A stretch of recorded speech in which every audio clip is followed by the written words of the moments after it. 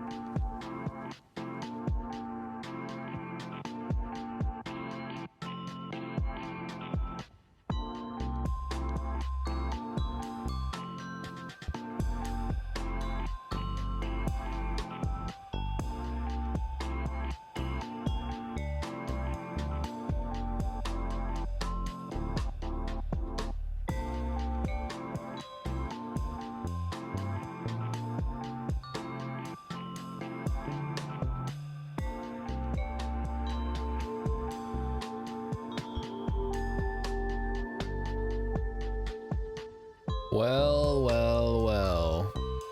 Look who decided to show his face back on the stream after wimping out on Phasmophobia last night. It's our very own Rillip. How's it going, Rillip? Welcome to the Kerbal Space Program thing. Let's get this over with. It's Friday. I am legally obligated to play this game. This appears to be some kind of classic role-playing game of some kind. Like an older one. What is this guy? He's like a little dwarf with a knife or something? Baldur's Gate 2. Shadows of Am. No, this is more pulpy, it looks like. The Barbarian. Is this Gauntlet? If I get my, nope, no Gauntlet on here. I don't know. Let's get some more info here. All right, Amazon lady. That guy looks like he's wearing jeans. It's got like a He-Man vibe going on. I really don't know. This is like generic fantasy nonsense. Oh, is this the original EverQuest maybe? No, that's stupid. Why would you think that? Is it just straight up one of the Dungeons and Dragons? There's Dungeons and Degenerate Gamblers. Hey. Rillip says, I thought about putting something in the Discord, but I figured if you didn't read my message on Wednesday, you also wouldn't read the Discord. I literally am always reading the Discord. Like every 15 minutes I check on there. You watched about an hour. Yeah. Nope. We got yeah, Hover joined last night, so we were good. It was all good. Okay, what the fuck is this game? This has like a cat quality to this strange dragon creature. It's a role-playing game and an adventure game, which does not narrow it down at all. Some kind of quest, perhaps. Bruce Lee, Quest of the Dragon. No, I don't think that's correct. Bestrus Quest. Ah, Gordian Quest. Quest 64. Titan Quest. It is not that. Okay, so it's not a quest. Maybe it's some kind of legend. Jeez, how many fucking Legend of Heroes games did they make? How many Legends of Zelda games did they make? Come on, Wizard of Legend. Sure, why not? Fuck not. Might and Magic. Okay. So it's Might and Magic for Blood and Honor. Yeah, so I was right. 1999, really? They were still doing like the Drew Struzan covers back then? It's kind of cool. Rilip went to a 5 for fighting concert. That doesn't sound great. This looks like Street Fighter. Say 6. It's not Street Fighter. Okay, I was way off. This is either Electric Boots or Electric Gauntlets. What's the one where the guy has like electric powers? I always forget this game. It's not Prototype's the one where he's an alien. It's like Insidious or something. That's the movie. Infamous? Maybe it's Infamous. It is not Infamous, but it is a shooter. It's a shooter role-playing adventure game. That could be anything. Oh my goodness. Hey, Mechanicate made it to a KSP stream. Welcome. We'll be getting to Kerbal Space Program here shortly once I figure out what this game is. I don't know, give me more info here. Wait, this isn't Infamous? Are you sure? This looks like exactly like the guy from Infamous. There must be another game that's exactly like Infamous that I'm not familiar with. Maybe it's like Watch Dogs or the Watch Dogs Legion? I don't know. I have no clue. Oh, is this what the fuck is this? It's a shooter role-playing adventure game. Are you sure? With electric guy, and he's got some kind of flag and a mask. This is some Halo shit. Yeah, if only it was that easy, right? He's got like an electric gauntlet. This is probably some new shit that I don't know about. Rage 2. Okay, well, it's old. Well, not that old. 2019. I never played the Rage games. They just seem like an inferior Borderlands. But whatever. Camel, robot, traps, maze, scum. You scum. This is Metal Slug. It is not Metal Slug. Relics, puzzles, artifact, darkness, shareware. Oh my. This is Pitfall. What the fuck is Scum? I don't know what Scum is. Submarine Arc. Oh, it's Indiana Jones and the Fate of Atlantis. There we go. Scum is an old-ass game engine for adventure games. Okay. Yeah, I remembered something about... For some reason, I was thinking, like, Scum was somehow related to Neo Geo, which is why I thought Metal Slug, but that's obviously incorrect. Mighty Stoosh is here. He says it's a classic. I've heard this is actually better... Like, they made Kingdom of the Crystal Skull, right? But this is, like, a better follow-up. Okay, well, let's get to the Kerbals. I'd hate to keep everybody waiting. That's what people are here for, right? You guys want to see me fuck around with Kerbal Space Program some more. You got to give the people what they want. No one knows what it means, but it's provocative. It gets the people going. Where's the PNG tuber? He's around here. He's on my hard drive somewhere. I haven't used him in forever just because, you know, why?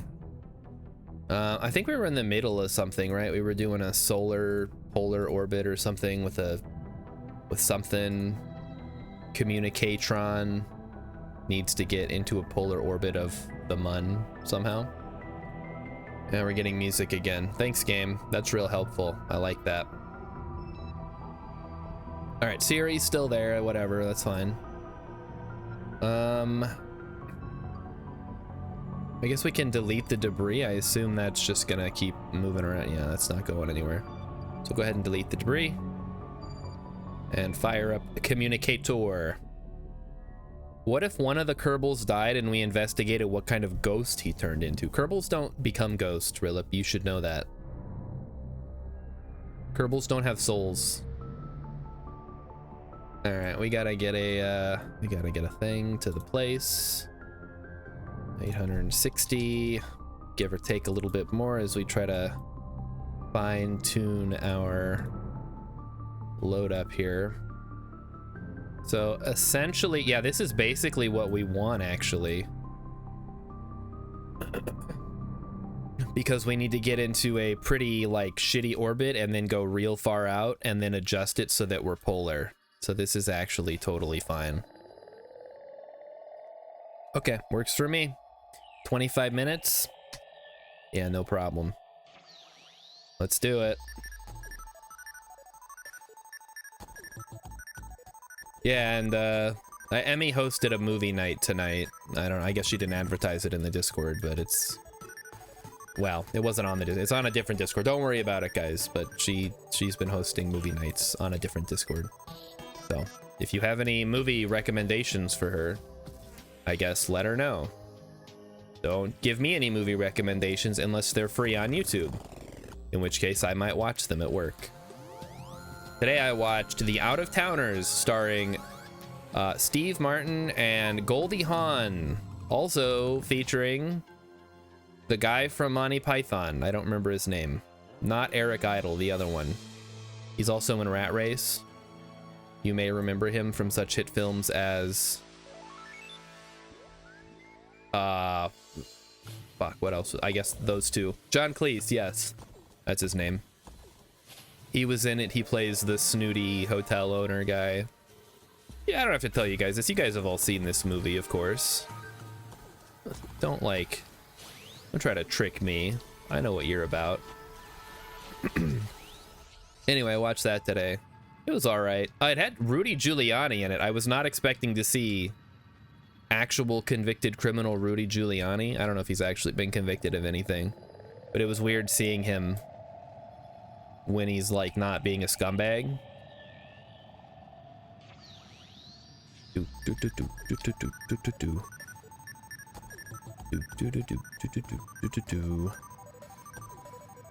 yeah, we're going to the Mun.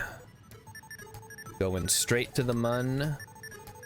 We're not coming back. This is a permanent satellite installation. Boy, I hope I have everything on here. I guess we'll double check that before we try to complete this mission, huh? Okay, let's zoom in to the Mun. Make sure we get everything squared away.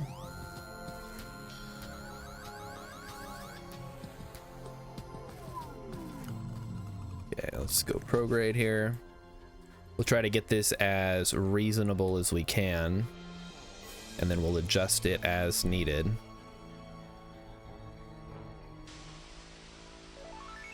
That should work. And yeah, we'll tweak it. We're gonna basically circularize and then sort of twist our orbit. We have plenty of delta V. It shouldn't be a problem. It's a very light craft here. Brought plenty of fuel. All right, let's make sure everything matches. Yep, build an unmanned probe, reach the designated polar orbit. Okay, no problem. We got everything we need. So our goal for today, or to set up, not necessarily our goal for today, is to do a flyby of Eve with an unmanned probe, of course. So we'll probably send this exact design out, unless we can get a better dish.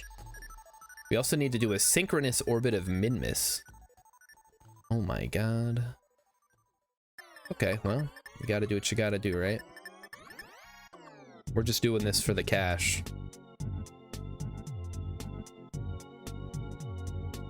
Relib says Rudy Giuliani's had his license suspended. He's been disbarred, which I feel like that's nothing, because he's, I mean, I don't know that he's actually he was practicing law as like his career. It just seems kind of like a slap on the wrist, basically.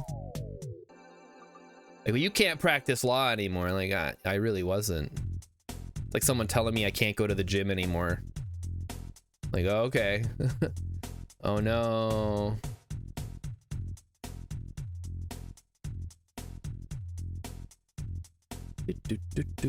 So really, how you said the 5 for Fighting concert was awful, huh? Sorry to hear that. I hate live music, and I never go to concerts. I don't go anywhere, honestly. There's nothing out there for me. I have everything I need right here in this little like 5 foot by 5 foot by 8 foot bubble. Honestly, if I could live in an actual bubble like Bubble Boy, I totally would. It'd be great. Wouldn't have to worry about allergens or getting sick. Have permanent like air conditioning set up. Just live in here. You drove 1.5 hours. 5 out of 10 music, 0 out of 10 politics. Is he like an insane Trumper person? Is that? Because I mean, yeah, I guess it would be annoying either way. But if someone's like, hey, we got to save the earth, man. This is a song I wrote about Mother Earth and how we need to protect it. You could say, you know, that's politics too. But I don't think if that's one of the songs in the set, you're going to get too upset.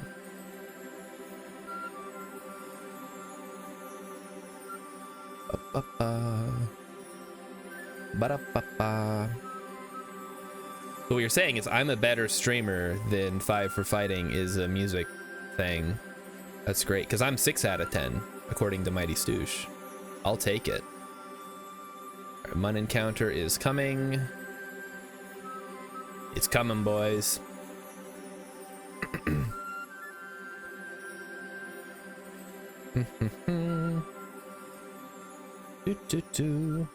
He's the type that would attack Trump from the right. Boy, it's like I guess that does exist. I think we should go back to having it so only men can vote. That's not what I think. I don't really care. I mean, I do care. I think everyone should be able to vote. Like, that's... You can't vote in the society you live in. You might as well just have a king. Because just someone just tells you what to do. Alright, we're approaching... This is gonna take fucking forever. Oh, jeez. I just got... I got splashback from the water bottle, guys. Right up my nose. Awful. Anyway, yeah, you guys are gonna say, like, oh, Starshard just warped through the encounter. No, I'm not doing that again. Are you crazy? Last time that happened, everything got fucked up. So I don't trust it anymore. I don't trust anything in this game. Everything's so buggy. So I wanted to play KSP too, and then they're like, no, fuck you. And not just like fuck you in general, it's like fuck you, Starshard in particular. You don't get to have a good sequel. Rilip never warps through. Yeah, exactly. He never warps through it.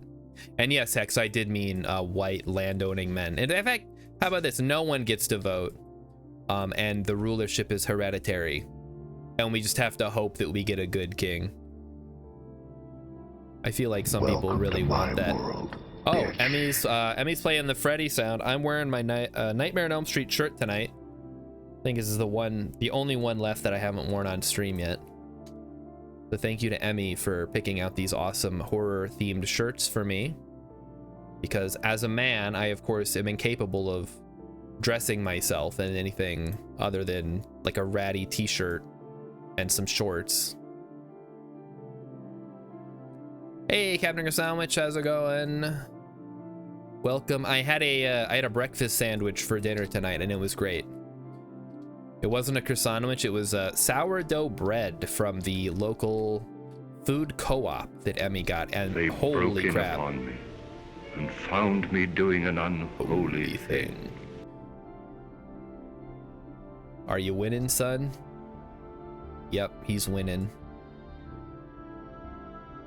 Anyway, yeah, Emmy went to the local food co-op that opened a month or a couple months or some time ago. And it's pretty good. Oh, look at that. They give me descending nodes now. That's nice of them. Well, kind of.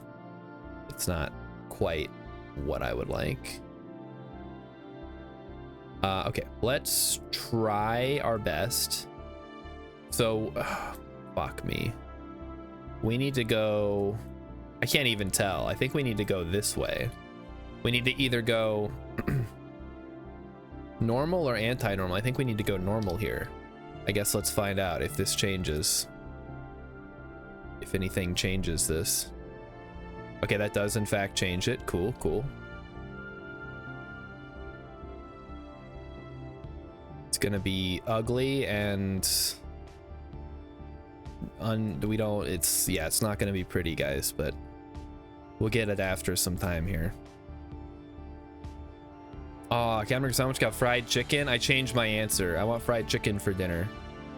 Emmy, throw out the breakfast for dinner. We're doing fried chicken. He had a sourdough breakfast sandwich with some very soggy hash browns, which was sad. But then I got half a donut, so that kind of brought it back. I can have Captain Croissant's fried chicken. It's made with the herbs and spices. Not quite as good as the Colonel's, but I'll take it. What would you rather eat at? A Captain or a Colonel? All right, loop it around, bring it around town. There we go. So once we get to this side, I think we need to burn right here where the crossover happens. Imagine if KSP2 had actually had a way to differentiate those. That would have been awesome. Oh well. Cameron Sandwich is suggesting chicken and waffles. I love chicken and I love waffles. Okay, I should clarify that. I don't love chicken. I like fried chicken about as much as a normal person does. I don't like chicken breast because it's dry and tasteless and boring, and I don't like the texture. Well, the texture's all right. I mean, meat's meat.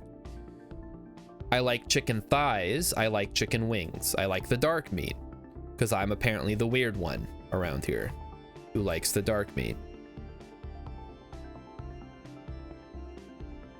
Maybe when I was a kid, I would have been like, oh, ew, I don't like the dark meat. It's like got stuff in it. Now, though, I'm like, yeah, give me the dark meat. Let's go.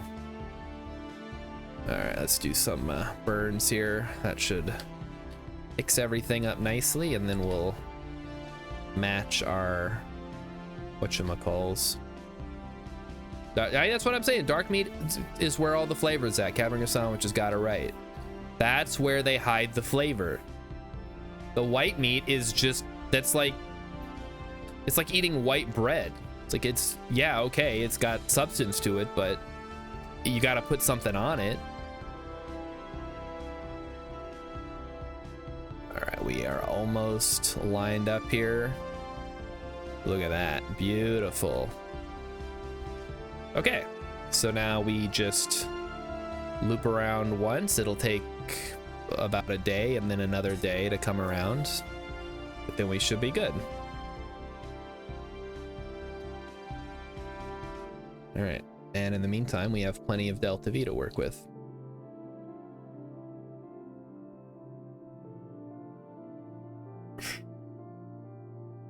They're not hiding the flavor very well. Well, I mean, depends on who you're asking.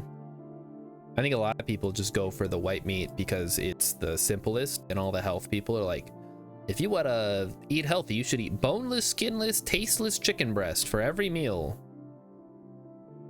And drink 5 glasses of milk to have healthy bones. Yuck. The white meat is better. Wait, no, white meat is not better, Hex. What are you talking about? He's one of them.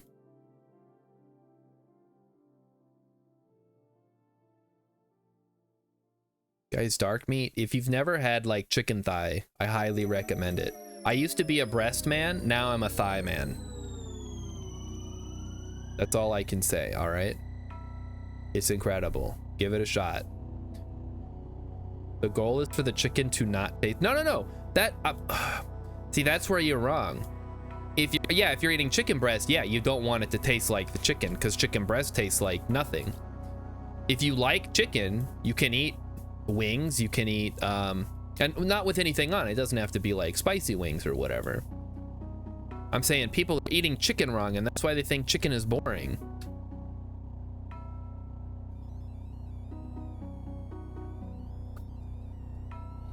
All right, let's get this over with here. We're almost in position.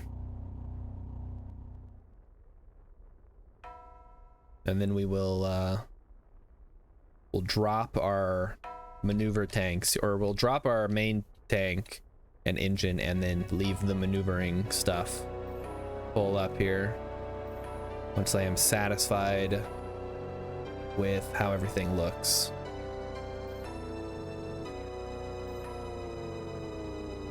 Okay, that we may need to do some tweaking here.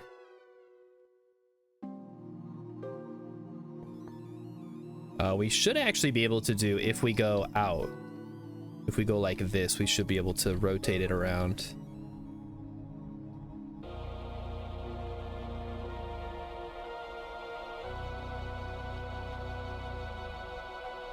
Not quite. I mean, it's okay. Yeah, there we go. We're good. All right, I think we've got it. We just have to maintain stability for 10 seconds. Yeah. There we go. Okay. Easy money, 51 grand. So let's go ahead and ditch the remaining booster here. And there is our satellite. Ready to send data from space around the mun. So we have a thermometer. We can take a temperature. We can transmit it. Bada bing, bada boom. Free money, 22 grand. We don't even have to do anything extra. Mechanicate wants to know if that's a Distortion World theme or something. I do believe that was from Earthbound. Let me see. Oh no, that was Distortion World from Pokemon Platinum. Nope, you were totally right. Wow, that sounded very much like something from Earthbound or Chrono Trigger. Shows what I know about video games. I even played Pokemon Platinum. I should know this stuff. Although I usually played it with the sound off, so as not to annoy people. All right, there we go. We got power. We got everything. Head back to the Space Center and start prepping for our next launch to do a Minmus satellite. They should have a video game music game deal. That could be fun. If there might be one, you should, if you want to check. Attach a new part to the satellite. No. Rescue Surefall. No. Build a new orbital station on a solar orbit. Why? With 2 pilots? That's all my pilots. That's insanity. Not happening. Okay. Well, let's get this next one launched here. Mechanicate says Pokemon Platinum is their favorite Pokemon game. That's probably an acceptable take.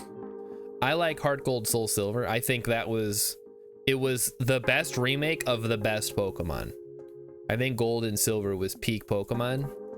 It peaked early, unfortunately, and they've been trying to recapture that.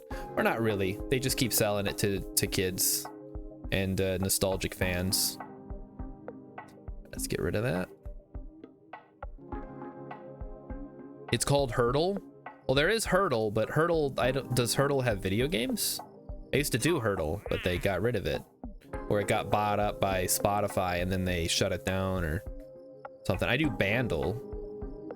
Rilip says the only one he's played all the way through is Crystal. That was the Pokemon Yellow to Pokemon Gold and Silver. So that's, yeah, you basically played Gold and Silver, like the deluxe edition. Okay, let's fire this bad boy up. We are going to adjust the bearing to be here, I think. That way we can drop the side boosters and then drop the fairing when we get to space. All right, we're gonna try this one extra smartly by launching into inclination of Minmus. So let's take a look here. I've always said if I could make a Pokemon game, I would do one that allows you to visit every region. Not every, okay, all the like Japanese regions. So Kanto, Johto, Hoenn, and Sinnoh. And then any additional like side islands that were added. All right, where's Minmus? Looking at the wrong place. So if we want to launch into inclination with Minmus, we are currently here. Yeah, we're not quite at that point yet. Let's speed up time a little bit and let Kerbal work its magic here. Boy, looking at it from space, everything kind of goes slow, huh?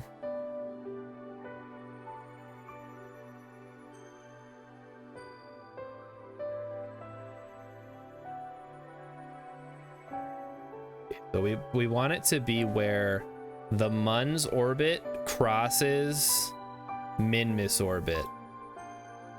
It's like right there. So right around here is where we want it. Doesn't Fusion do that? I don't know.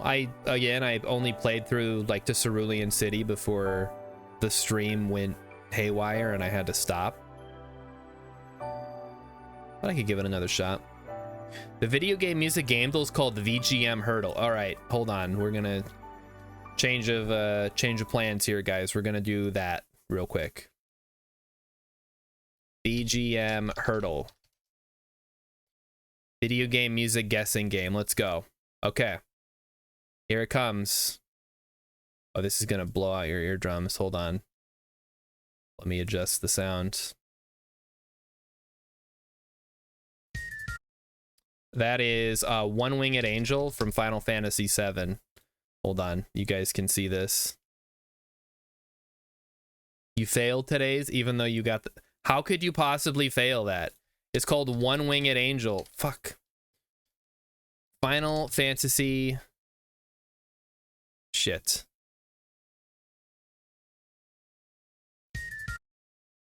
Which one do they want? Mount Golg? No, Final Fantasy VII. Oh, no, it must be Genova then. There we go. You didn't like 7 that much? I didn't like 7 that much either. I've heard the music a lot. Okay, we're putting this into the rotation, guys. Let me add this to my favorites here. I should put Gamedel in here too, I guess. All right, back to the game. Thank you, Hex. Hex is the new Chunky. And let me get the music going back here. Rillip, you can retire now. Congratulations. I crushed you effortlessly. It's, well, I mean, listen, I play a lot of video games. That is the only thing that I do. I can't fix a car. I can't bake you a cake, but I can name you what video game a song is from, maybe. Your safety is not guaranteed. Okay, we gotta... This is not an exact science, unfortunately. It should be good, though. Mechanicate wants some financial advice. I mean, I always say, if you want to save money while playing video games, don't buy the game immediately. Wait a year or two after it's released. I guess, you know, if it's a multiplayer game that's going to be dead by the time 2 years rolls around, maybe get it immediately. But I think most multiplayer games like that are going to be free to play, or at least relatively cheap. Concord being the exception, and we all see how that turned out. What does this one want? It wants a Science Junior. No. All right, let's launch this thing.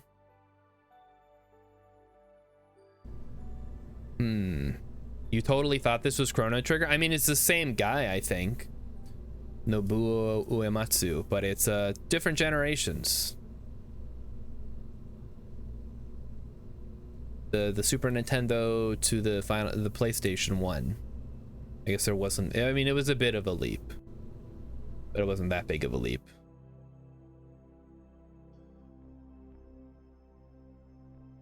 Is it different generations? It's basically, I mean, kind of. Like the PlayStation, because it had CDs, could handle higher quality music and more instruments and stuff. Okay, we gotta launch into inclination with Minmus, which means we have to go south. So we're going south. Let's put that on target and try to go south. Get everything loaded up here, and away we go. Remember, go south. which means we want to push S for south, because that is how these things work. Everybody, you know it, I know it, everybody knows it. Oy, oy, oy. They are kind of like cousins, yeah.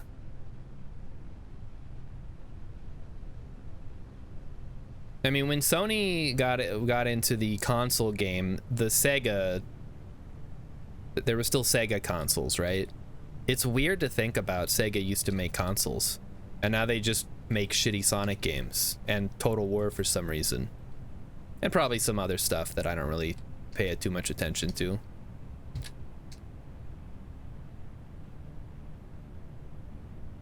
Okay, it's looking pretty solid so far. We just want to get over the 45 by now. And we got to keep an eye on this number. We need to be, I think we only need to be like 90 something degrees, so 98 degrees, 99 degrees. The inclination is not that big. And kersploosh. Oh, they missed. Oh my god, oh my god, oh my god. Why don't I have a gimbal on this thing? Wait, is this a gimbal? Oh, it is a swivel, okay. I'm just not looking very closely, I guess.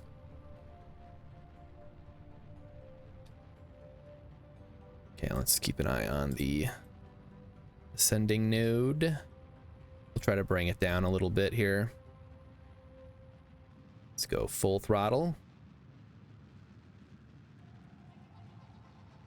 Not too shabby. Everyone remember? I don't think everyone remembers the Sega. I remember it because I grew up with a Genesis. I played a lot of Sonic. But plenty of kids grew up today with without that. Probably the majority, actually. Well, I guess if you're a kid now, you definitely grew up without it. Are we talking about Nick Lachey again? Who the fuck is Nick? Who? No, we're talking about Moon got caught at TwitchCon cheating on his wife with his GTA RP girlfriend, who is an e-girl with an OnlyFans.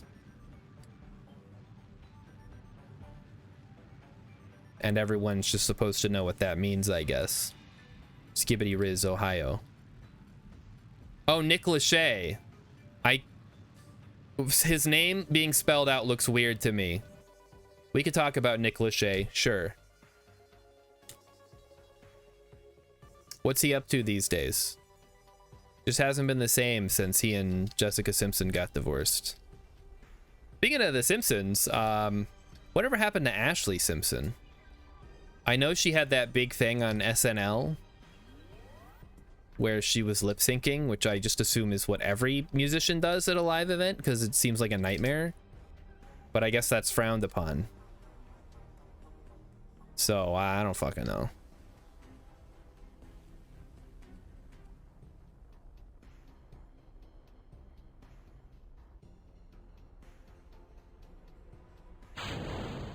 Okay, there we go. I'm sure she's up to something. It should be frowned upon. Have I seen the Australian representative speech? This is democracy manifest. Get your hands off my penis. No, that guy wasn't a representative. He is a legend though, and he did die like a couple weeks ago. It was all over Reddit. Very sad. What? No, I didn't see it. Is it good? Is it funny or is it like insane, as these things often are? Yeah, we have like we're going way too high. I guess we'll have enough fuel to do our inclination change. It's funny and insane. Okay, hold on. Post it in the Discord. I'll look at it. Or I'll just Google it. Don't post it in the Discord. Australian representative speech. Senator delivers brain rot speech in Parliament. Skibbity something. Senator gives unhinged speech to youth to oppose social... What the fuck? What is this? Western Australia Senator Fatima Paiman delivered a bizarre speech opposing the government's proposal to ban social media for kids. Let's see. The senator was speaking out to oppose the government's proposed social media ban for children, saying young Australians often fail to have their voices heard in Parliament. I mean, this sounds pretty reasonable. Just put the fries in the bag, little bro. This is great. They must have brain rot from watching too much Kai Cenat and forgot about their plans to ban social media for kids under 14. I mean, I don't know. Like, I was using MSN Messenger when I was a kid. Is that social media? Should they have banned that? Kids shouldn't be allowed to talk to people online? Oh, it's braid rot. What should they be fucking doing then? What did kids do that was so great that we need to take away social media? I'll listen. Rilip, you were around in the 60s. What did kids do back then? You go to the sock hop? You go down to the ice cream parlor and get yourself a root beer float? Wow, so wholesome. What about the kids who weren't rich that couldn't afford to do that? Yeah, that's what I thought. Go outside and play in the street. Yeah. And then everyone was like, well, I don't know why there's all these kids out in the street and they're making noise. Why can't they just play inside quietly?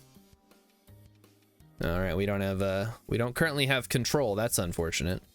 That was one of the reasons I wanted to get higher.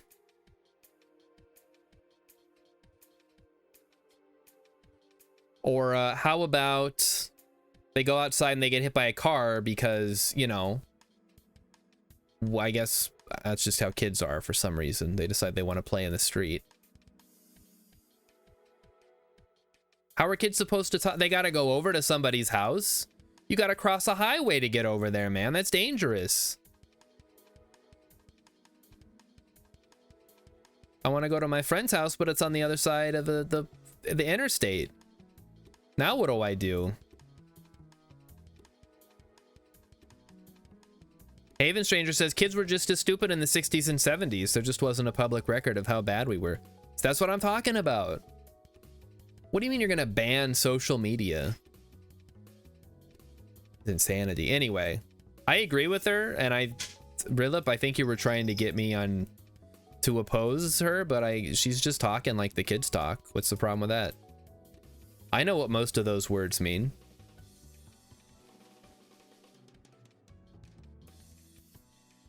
It's just as it's only as ridiculous as someone getting up there in the 70s and being like, hey man, this is pretty far out.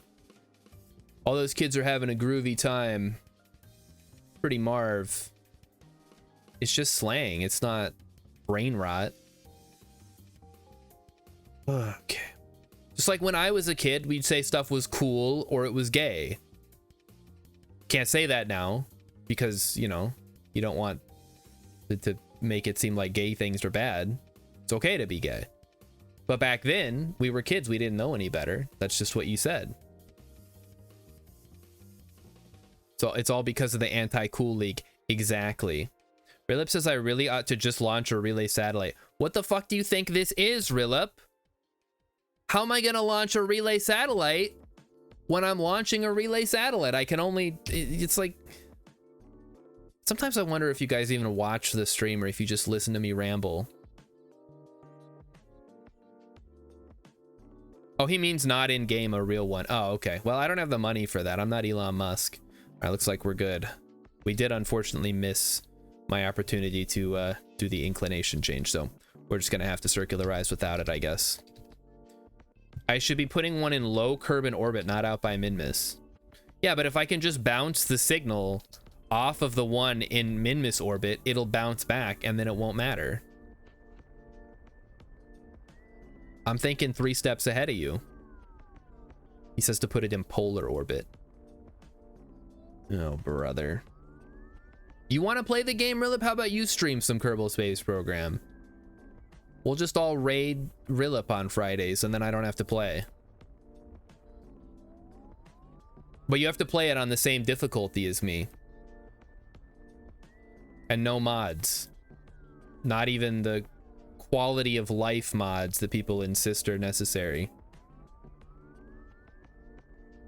I didn't miss my maneuver node, I just missed my ascending node. As long as I can circularize, it's fine. We'll just do it on the next one. All right, here we go. It's time to do the thing. Ascending node, so we need to go normal, which means we want to go north. No. Yes? No. Other way. North, north, north.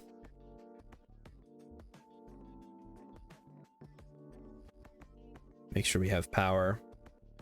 Avon plays this on PS4. Oh my god. Yeah, I don't use mods. I didn't even know it was on PS4. How does that play? That must be interesting.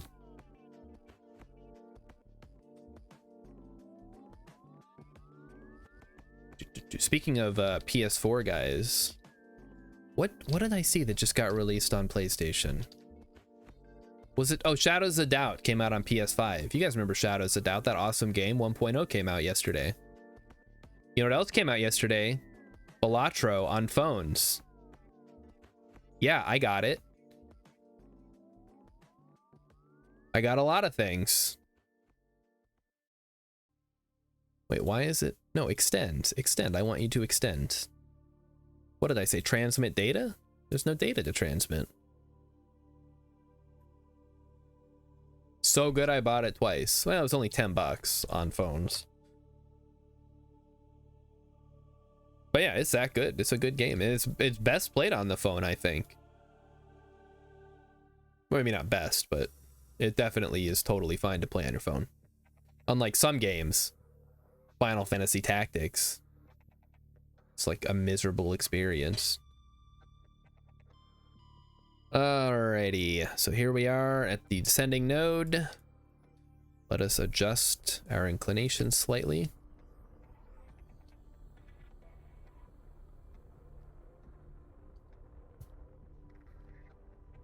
And then we'll start prepping for our inevitable burn.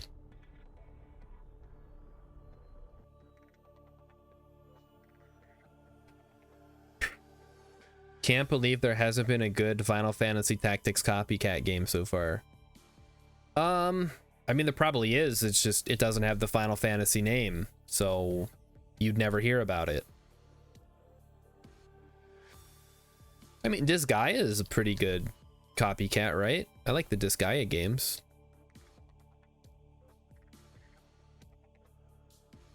I just don't have time to play them because there's such a massive slog.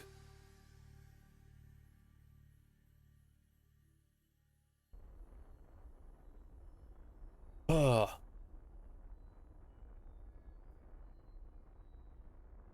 You didn't like the Disgaea art style? Eh, that's whatever. I'm fine with it.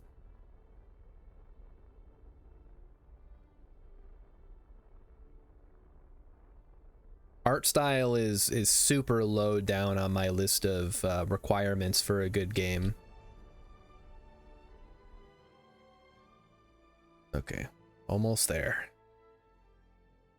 Almost there, then we can drop the extra fuel that we have and get ready to go to Minmus.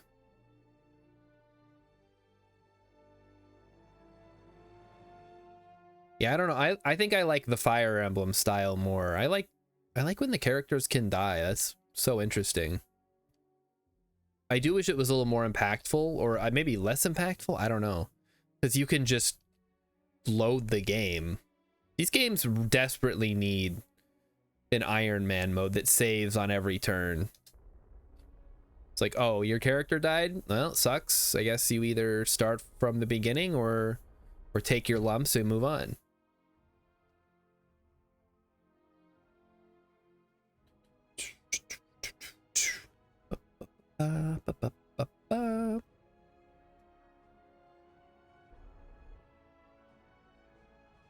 Hex says, I don't like that characters can die generally for pre-generated characters. I guess. I think it adds that element of risk to every battle you go into. It's like, I gotta protect this dude because he could die. That'd be bad. Randos can die. Like XCOM, yeah. Maybe what we need is we need a Fire Emblem type game where you have named characters who have stories, and you just have like your like foot soldier guys, and those guys can die and it's not a problem. But I don't know, because then why even have it at that point? Why is this happening? There we go. All right, let's prep for our transfer burn. I think it's what, 9:30? Something like that. Last time we checked. And we need a nice orbit here. So let's tweak it a bit. There we go. Looks good. Yeah, that should be fine, and then we can fix it a little bit later. That's way too far, man. Something like that. We circularize, adjust the inclination, and then move in. I like it. Hex says, what we need is procedurally generated stories for very random characters. Moddable, of course. I think we're getting closer, but I think we're still a ways off from being able to do that. I think there are too many variables that play into that kind of stuff. Shadows of Doubt does a pretty good job. There's also, what's that other game? Wildermyth kind of does that. Have you played Wildermyth, Hex? Yeah, Vulcan Rider, we're going to Minmus. We gotta get this satellite over there for a mission so we can make some cash, and then we're heading to Eve at some point tonight. I gotta check when the next Eve launch window is. I don't think it's until year 2, actually, so we might have to warp for quite a bit.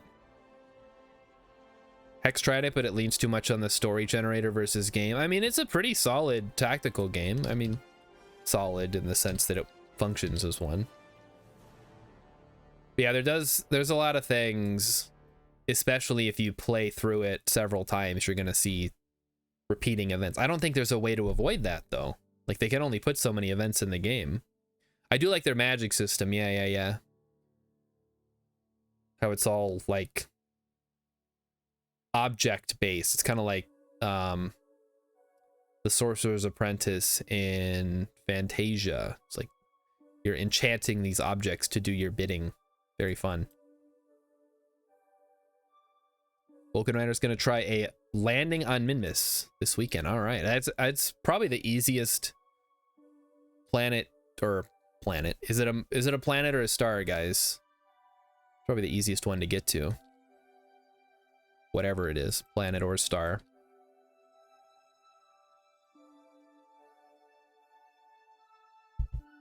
Right, Hex, but we don't want pure text stories. Or maybe you do. I don't know, I thought the stories would affect the gameplay. That's what we would want.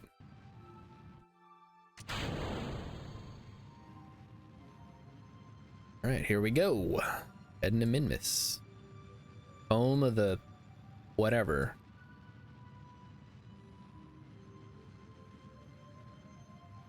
Do. Been 15 months since you last played, huh?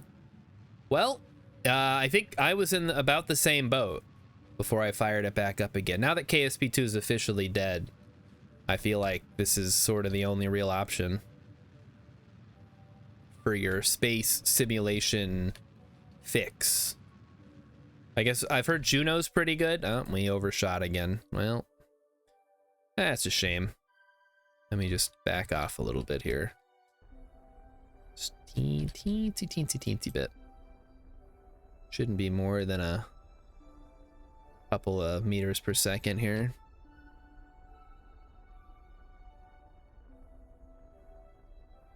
There we go. We should be able to sort that out.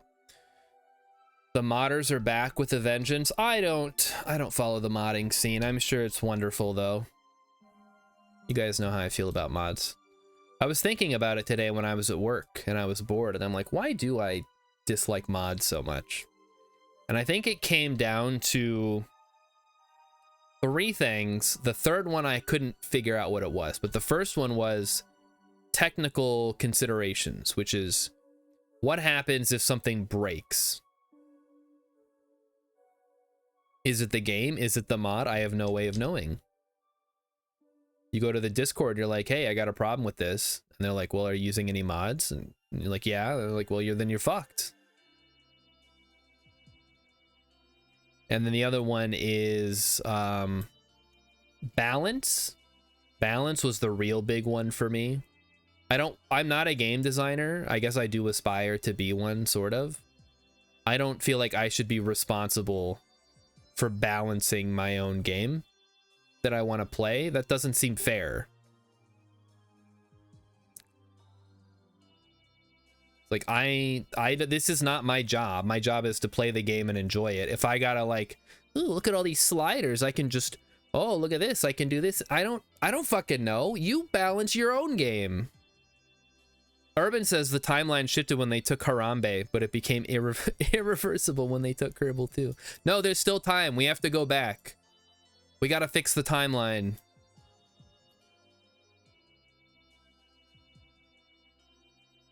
X says you're not really playing a game if you never encounter any bugs. No, you're playing a great game if there's no bugs.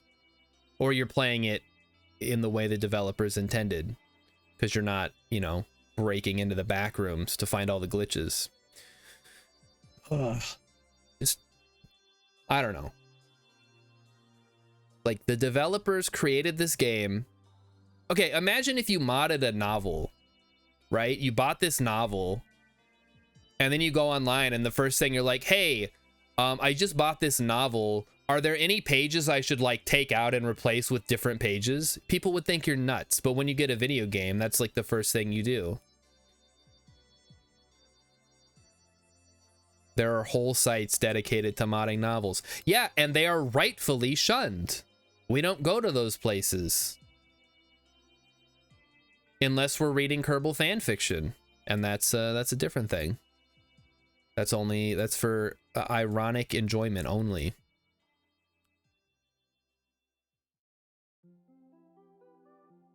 Anyway, if I had any interest in modding games, I would simply make my own game. Because clearly I have the ability to properly balance a game that will be perfect for me. Do not judge. I'm not judging what people do. I'm saying I don't want to do it. I do not want to mod my games, and I do not want to mod my books. Not that I read books anyway.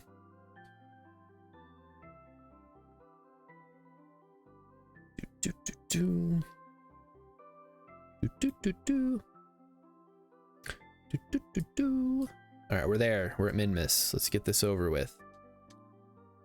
But yeah, the big thing is the balance.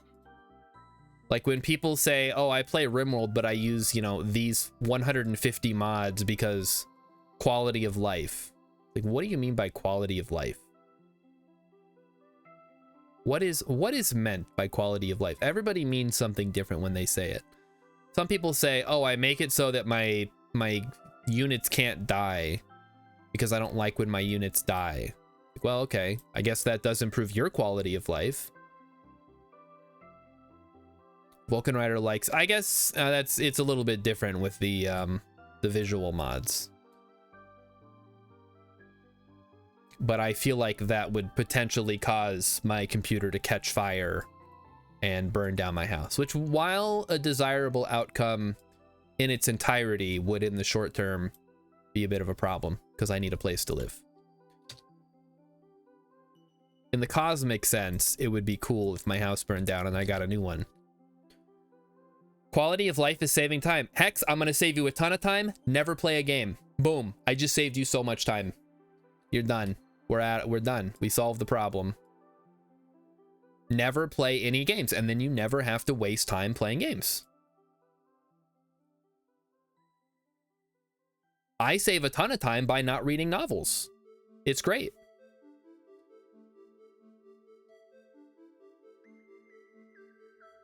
You don't want to waste time not playing games. Are you the kind of person that you play The Sims, but you just put in cheat codes to get a bunch of money, and then you build the perfect house?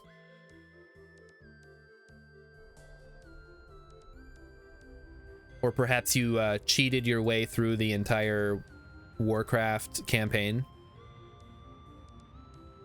Games should be gaming 100% of the time. It's all gaming. Whether you enjoy a particular aspect of the game, I guess, is debatable.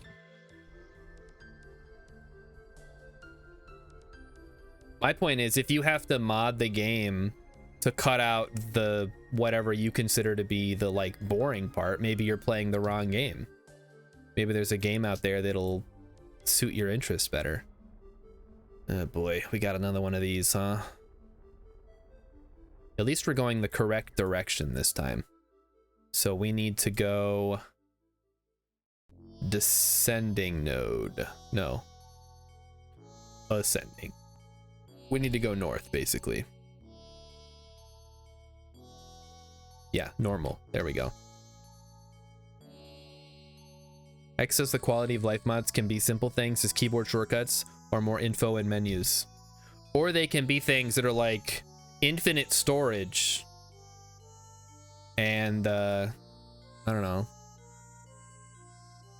I can't think of anything off the top of my head. I should really have more knowledge about mods before I talk about them too much. Ooh, Urban Venture watched Hocus Pocus. Excellent. People shit on that movie. I think it's great. That's a great, like, family-friendly Halloween movie that gets a lot of unjustified ire.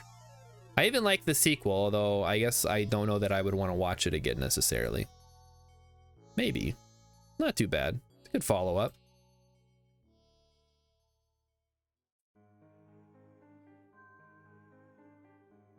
Apparently, critics shit on Labyrinth when it came out, so I don't know what to think anymore. I'm not like the biggest fan of Labyrinth, but it's a solid movie. It's like a fun little adventure. There's fun characters. It's funny. There's music. What more do you want in a movie, guys? What are you what are you looking for that you're not gonna get out of Labyrinth? I guess there's a baby that might piss some people off. People really hate kids. They're making a new Labyrinth with Tom Hiddleston? No, please. Anything but that. I just got bamboozled by not having SAS on. Whoops. It's probably fine. We can sort this out. Is Tom Hiddleston playing the Goblin King? Because that... I don't know, man. That's not gonna work. You gotta get, like, Zayn Malik or somebody to play the Goblin King in 2024.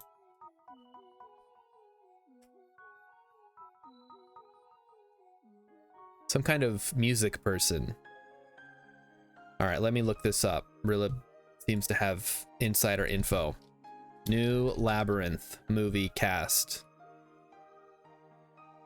No, I want the actual Tom Hiddleston as Jareth the Goblin King in Labyrinth reboot. Upon learning that a reboot of Jim Henson's Labyrinth was in the work but got scrapped in the last year or two. Wait, no. No, this isn't real. This is on Reddit. This is like wishful casting.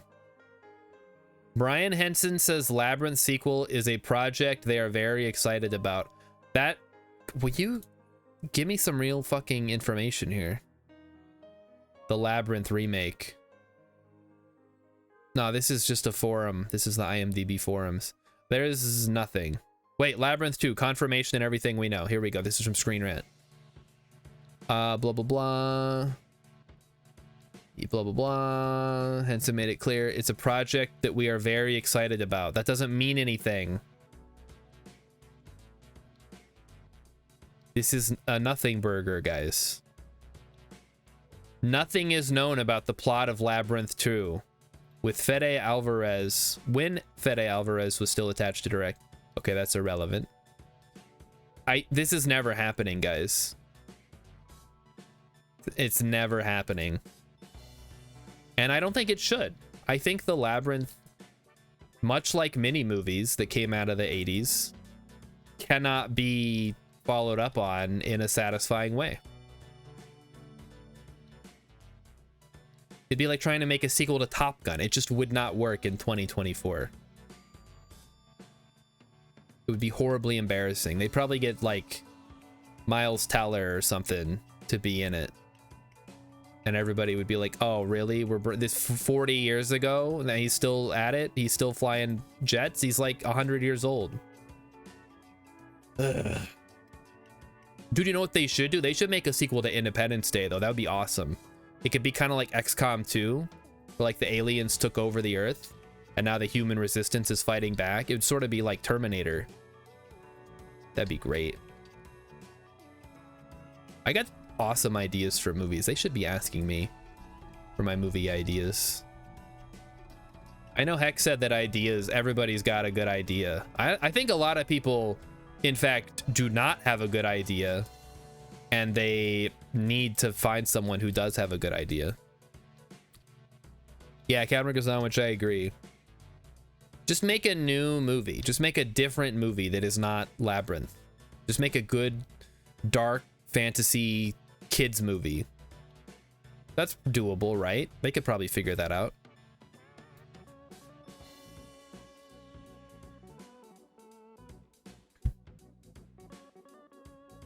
All right, loop us around. Let's finish this off. Guys, ask me about another idea for a movie. I got a million of them.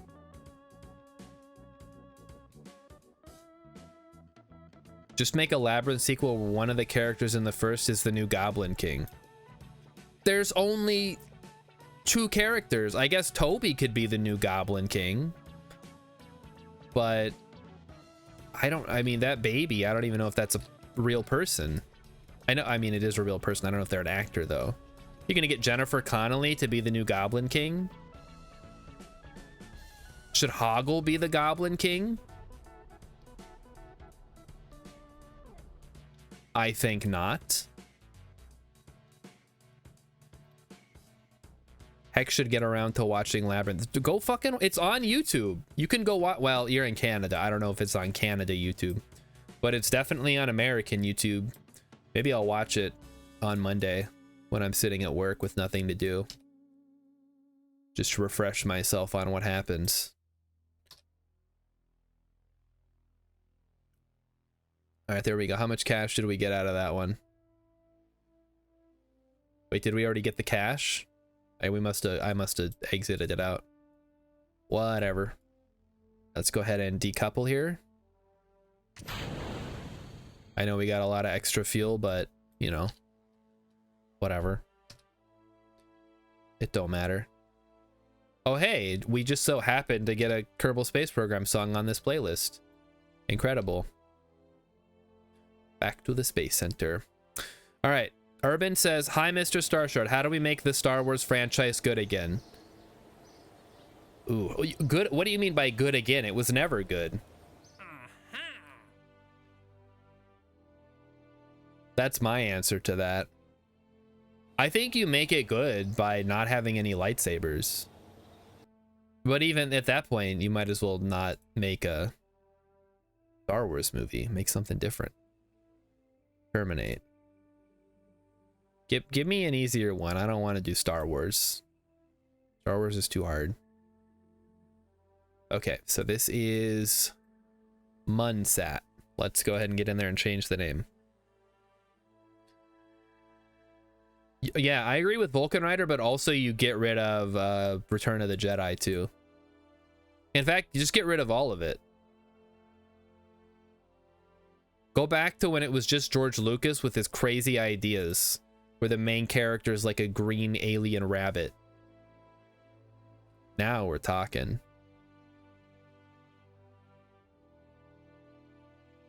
Munsat 1. Perfect. Take me back. Urban says Force Awakens was solid. I think, yeah, the problem with Force Awakens is they didn't have anything to follow it up with. It's like, I don't know if you've ever in school did something where you had to write a chapter of a story and then pass it off to somebody else to make the next chapter. Kind of like that. Blah, blah, blah. Position satellite. No, I don't want to do that. Equatorial. Junior. No.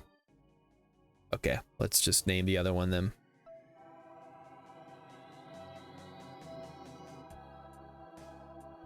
Communicator.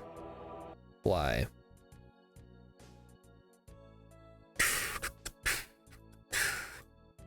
Wait, I did have a good idea for a movie. Oh, how about this?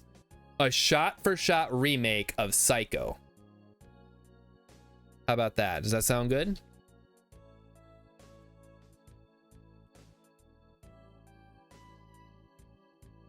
Everybody loves Psycho, so just do it again. What, set in 2024? I don't know how you explain, like, their cell phones and stuff. How do you name this very original movie? Oh, no, we just call it Psycho. It's a great idea.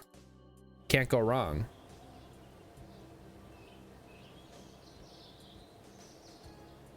For casting, I am thinking... What's that guy's name? I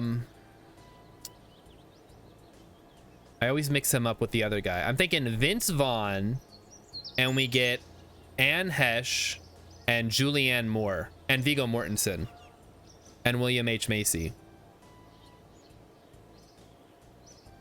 They made a good retelling of Rear Window. Oh, I feel like I was just thinking about that. What is the remake of Rear Window?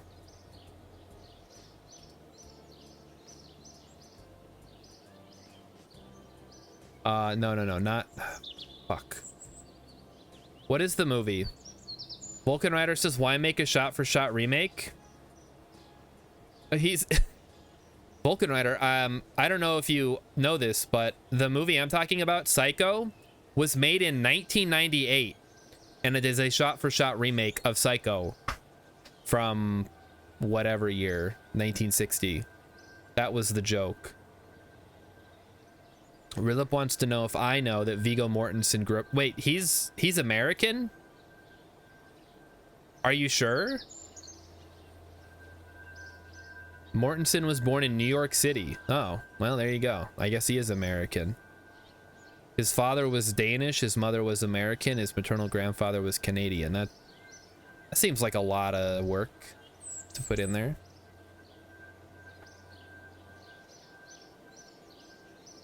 Yeah, remake the movie every 38 years.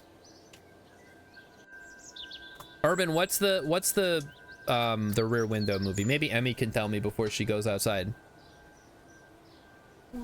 Oh, the Rear Window, but it was like not called Rear Window, and it was just similar to Rear Window.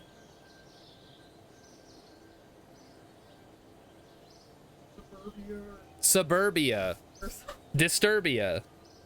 Suburbia is the one. Wait, which one has Shia LaBeouf? Suburbia. Is that even a word? Oh, this is from 1983.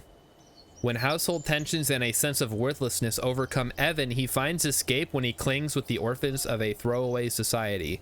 And then Disturbia has... That's Shia LaBeouf. Okay, that's from 2007.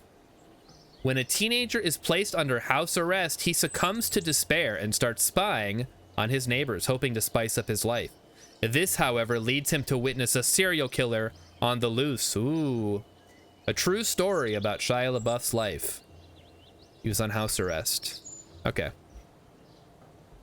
What were we doing, guys? I forgot. We gotta go to Eve. When's the next Eve thing?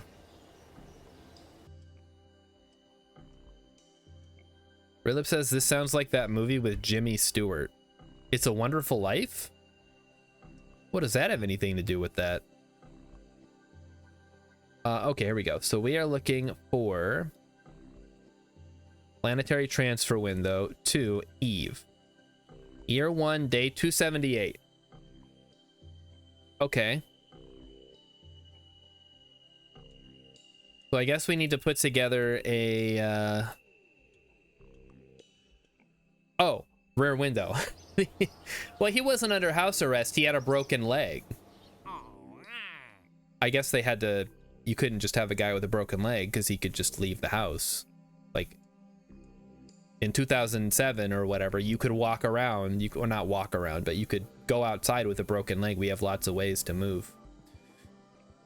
How much money do we have?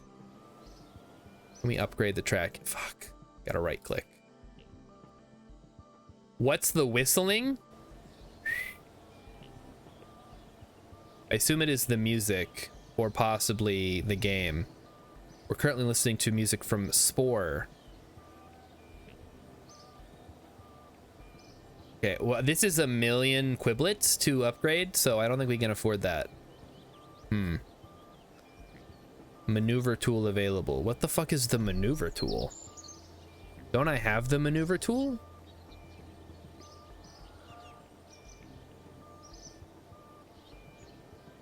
I thought I unlocked that. All right, let's just look at what we got. Plant flag on the Mun, science data from space around Kerbin. I guess we're going back to the Mun then. Fine. Kickwibbits like Spore. Yes, we all, well, I was around for the early hype for Spore. It was my first experience with insane levels of hype. So it always bums me out when I remember how awesome it could have been. Okay. I think we're gonna upgrade the Inquisitor 4 to include asparagus staging. So let's go ahead and get on that. I guess I didn't need to get rid of all that. Okay, so 4-way symmetry.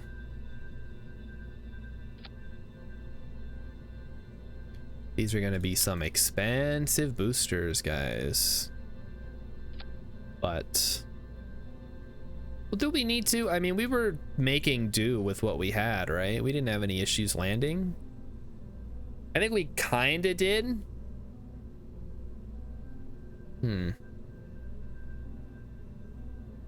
Maneuver tool is the built-in planner for other planets.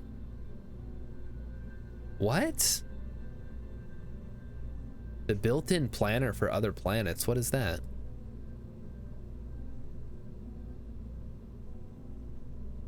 Okay, hold on. Let's take a look at our Delta V readout here. At sea level on Kerbin, we are getting no, well, because we took the boosters off, but whatever. Let's just go ahead and try this before we do anything. These are going to be Reliance, of course. With some caps on. Gotta have my caps. No cap. Then we grab some struts for extra enhancement. Like so. Then we grab some fuel lines, which we are going to run. And then one, and we're not going to do the full 6 for this one. We're just going to go very simply. That didn't work.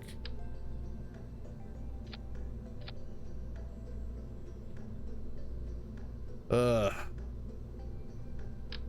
Guys, I don't know how it is 50 in the morning and then like 85 in the afternoon. It's like the worst part of the year. The mission planner, I have that. I already have that though. I literally just put it on. Is there a whole nother thing that I have never seen before? There must be, I guess. All right, Inquisitor 4, all engines fire once. It gives us 1.43, and then, oh right, we have to do this first. So now we split this up. Right, we have to leave. That one goes off, and that one. So these two first, then that one. Then we drop the whole thing, and that should do it. Yep. Somehow that puts us at 0.59. Is that correct? That seems really low. We must have a really top-heavy craft here.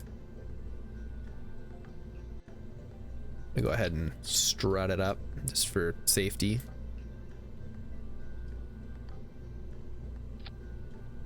Because you never know with these things, guys. Something could go horribly, horribly wrong at any second.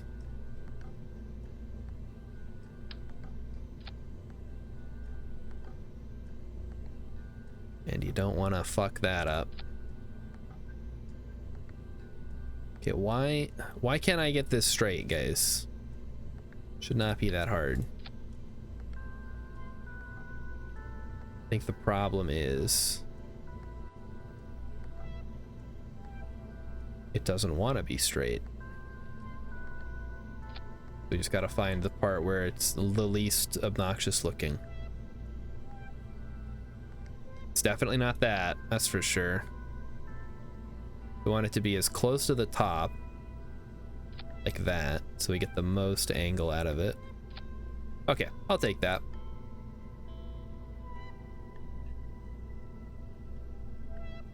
So we got boom, boom, boom, boom. Oh, fun fact, guys, I finally got my niece to talk to me. She's been too shy to talk to me.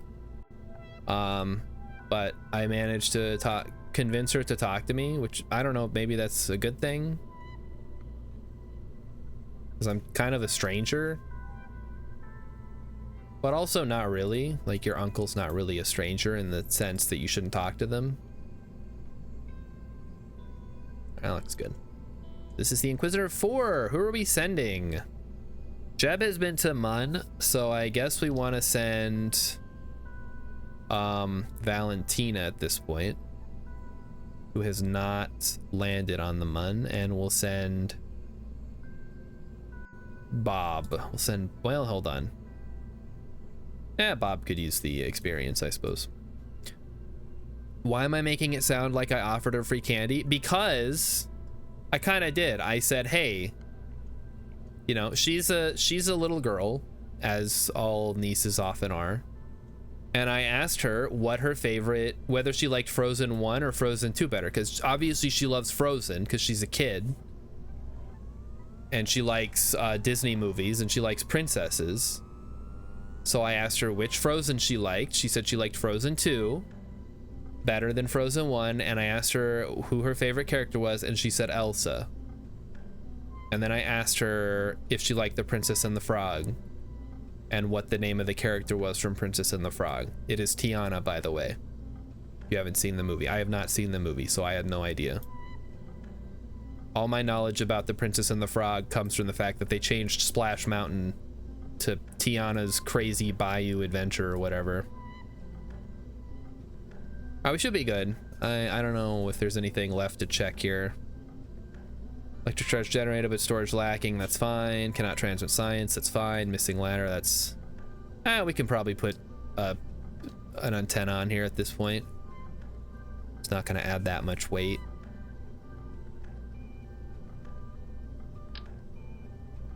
We'll just put one of these guys. And maybe a battery. For the fun of it. Although if we want to bring it back, maybe we want to put it on the top. Like that. There we go. Miss parachute issues. What the fuck are you talking about? Oh, I see the problem. Yeah, I could see how that would cause problems. Okay, parachute fixed. This command pod has a crew sign but no parachute attached. We did find a parachute in the same selection state to make sure it's attached correctly. It is. I assure you. Yeah, they changed the name of Splash Mountain. They did a big renovation. Apparently it's having what the fuck? Something terrible may have just happened. I don't know. I maybe should have used launch clamps on this one. Oh well, we're going into space. Let's do this. Fun fact, Splash Mountain was named after the Tom Hanks movie Splash with the mermaid, which is kind of crazy because the theming for the ride is all Song of the South stuff. Uh-oh, we're okay. This is interesting. We're having some real control issues, I think. A little wobbly. A little wobblier. A little more wobblier than I would like. I wonder if something got imbalanced at some point. There goes stage 1. Oh yeah, these are not lined up the way that they probably should be. Alright, let's start angling down. Yeah, we're gonna have a little bit of imbalanced thrust here. Rilip did not meet his uncle until he was an adult. I've met all my uncles when I was a kid. Fortunately, my niece and nephew only have one uncle, and that's me. Isn't that convenient? I don't have to worry about it. I'm literally probably only gonna have those. Unless my brother-in-law decides to have kids, but I can't ever see that happening. He doesn't even have a girlfriend.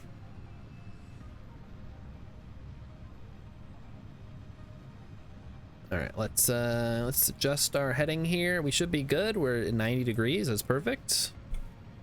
Take a drink.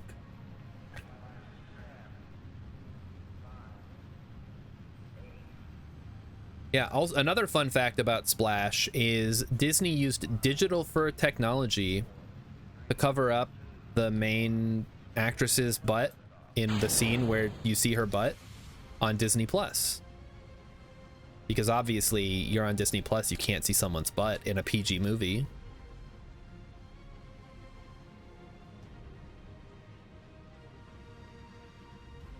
We're angling down. We're angling too far down, I think. We should probably be angling a little more up so we can get some airtime here, because currently our thrust to weight ratio is 69. 69, dudes! Now it was too low. I had to hit control for that. Yeah, let's try to get up into the atmosphere before we do anything else. How about that? Daryl Hannah's digital behind toupee. That's a good name for it too. Just show the fucking movie, Disney. It's just a butt. Everybody's got one. Well, not everybody, but most people, like on average, has at least one butt.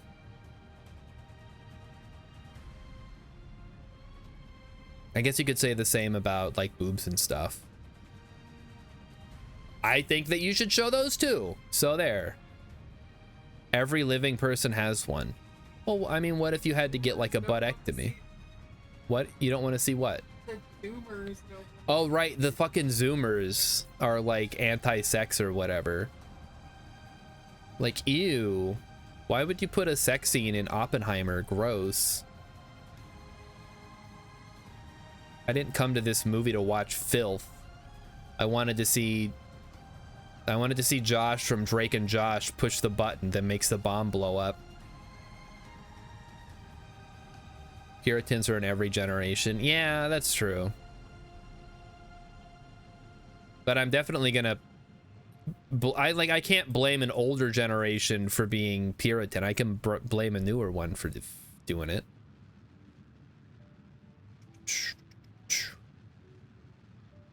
Guys, are we going to space today? What's going on here? I think I bungled this a little bit. We're gonna have to really... I mean, we're pretty high up there. It's not a huge deal. And we do still have quite a bit of Delta V left. We should be able to reach orbit with this. And then circularize with this. Which is... And then this should get us to the Mun. Yeah, I think we should be alright. We'll be okay.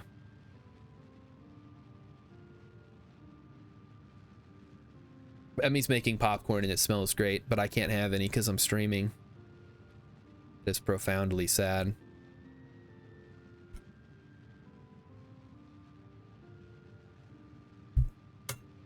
So let's get this baby up to 70 kilometers. We're going past that. Okay, perfect. And we'll decouple and prepare for space. No, I don't want to eat on stream. It's weird. I'm not Nikocado Avocado, who makes his, well, I guess he doesn't anymore, Or maybe he still does. I don't know. I don't think I could do that. Like, eat insane amounts of food on stream or on camera. I'd feel so gross. I'll eat insane amounts of food off camera any day of the week. But on camera, not really. Not for me. The mukbang life is not for me. I guess I did eat that cookie one time and that ice cream after the spicy pepper. Oh, here comes Outer Wilds. It's coming back. It's the perfect song for Kerbal Space Program, I think. Just watching the planet spin away underneath you. I gotta eat popcorn with chopsticks or maybe a fork. I like to just, like, you could probably put it in a cup and I could just, like, take sips of the popcorn. That would work.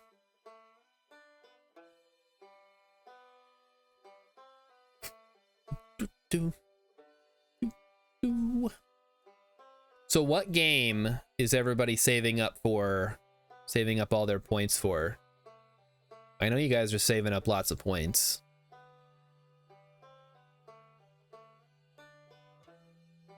And I would recommend not doing KSP 2 only because you'd be wasting your points. I mean, I would do it. I guess it's not a waste. Eat it with a funnel. No, I don't want any Emmy. It's fine. I'm good. I gotta play Kerbals. I'm too preoccupied.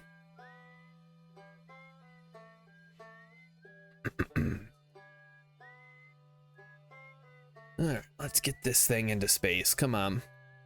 X says I don't like using points to make streamer pay for a game. Well, that's the deal. That's, you know, 100K, I buy a game. Like, you've done me the service of watching the stream, or at least leaving it on in the background. That's good enough for me. What's the most expensive? Well, obviously, if I can't buy the fucking game, I can't play it. I'll say we have a limit of like $70 for a game. Now that I gotta come up with some, yeah, I'm not gonna. I guess how much? Yeah, how much is Star Citizen if I just wanted to play the game and not buy like a battle cruiser or whatever? Guess we can look that up. I got 4 minutes. All right.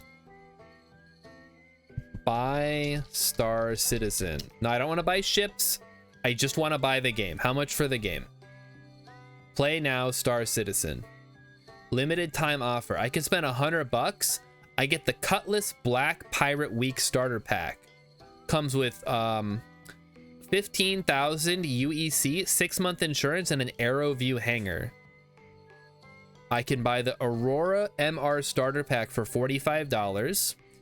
That gives me a self-land hanger, 3-month insurance, and 1,000 money to start with. Wow. Your pack selection. Star Citizen game plus Aurora MR starter pack. So you basically have to buy a ship to play, huh? That's... Boy, that's... I guess, well, whatever. You gotta have something to play with, right? So $45 for the game. What if I don't want the... You have to pick one. Alright, whatever. What are some other games? I said Shadows of Doubt came out. What games have come out? Balatro came out on phones. Look at the Steam storefront here. Hooded Horse is having a publisher sale. Oh. Against the Storm, Manor Lords, Workers and Resources, Soviet Republic, Beyond These Stars. That's not out yet, but I guess it takes place on the back of a giant space whale, which sounds kind of rad. Kind of like The Walking Village or The Wandering Village, whatever. Nova Roma. It's a Caesar-like. And then there's some other games down here. Empires of the Undergrowth. That's the Ant game. Like Sim Ant. Falling Frontier. A strategy space simulation sci-fi grand strategy procedural generation 4X. Oh, it's coming soon. That's why I've never heard of it, because it's not out yet. I'm like, that sounds right up my alley. How has this stayed off my radar? It helps if the game actually comes out, huh? Sons of Valhalla. That's nope. Capital Command also coming soon. Xenonauts, go fuck yourself. Mars Tactics. What is this? This is all. They're all coming soon. The Red Planet is at war. Lead either capitals, corporate army, or labor's worker revolutionaries and wage war across a vast strategic map. Then assume direct control in turn-based battles featuring artillery, vehicles, and fully destructible environments. This sounds incredible. I would love to play this game, but it doesn't come out until December, it says. Okay, well, we'll keep an eye on that one. What else? Mechabellum. 1049. Mechabellum is a rewarding. I'll be the judge of that game. Don't tell me it's rewarding. Tactical war game where you gain victory by adapting your... No. What was this written by AI? Command mechanized army in a battle against humans or AI. Customize your units and strategically place them on the battlefield to watch them destroy your enemies. So it's like Total War, or it's like StarCraft. I guess it does say it's like Total War. Okay. And there are cards for some reason. Oh, it's an auto battler. Oh, I see. Okay. So it's like Space Battles. What's that game? Gratuitous Space Battles. I have that one. Rilip says the only thing I've heard that are in the works are Control 2 and Hades 2, but nothing new that I'm hyped for. I'm thinking about Star Wars Outlaws. I mean, it's in a Ubisoft game, so I have like no interest. Oh fuck, I missed my window. Jeez, guy, why didn't anybody tell me? I was cruising right past it. We would have crashed into the planet. I didn't think that was gonna take 5 minutes, honestly. We must have just missed it then. Did you hear about Remedy, Rilip? I was just reading on the gaming subreddit. Well, let me bring it up. Alan Wake Control developer agrees to a 15 million euro convertible loan from Tencent. So, goodbye, Remedy.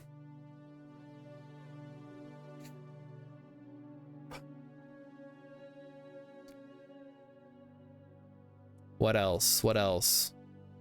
I want Remedy to succeed so bad. Alan Wake was awesome. Control's story and lore sucked me in completely. I thought I was gonna say Control's story and lore sucked. And I was gonna be like, I agree.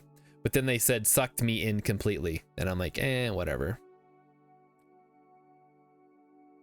Tencent bought out all of League of Legends and it's doing fine. Yeah, because League of Legends is a cash cow. Are you expecting Alan Wake 3 to be a cash cow? Or are they going to turn Alan Wake into a MOBA? They're going to make a Control mobile game. Maybe that'll be fun. I don't know. You guys hear about Simpsons Tapped Out finally shutting down after X number of years of whatever?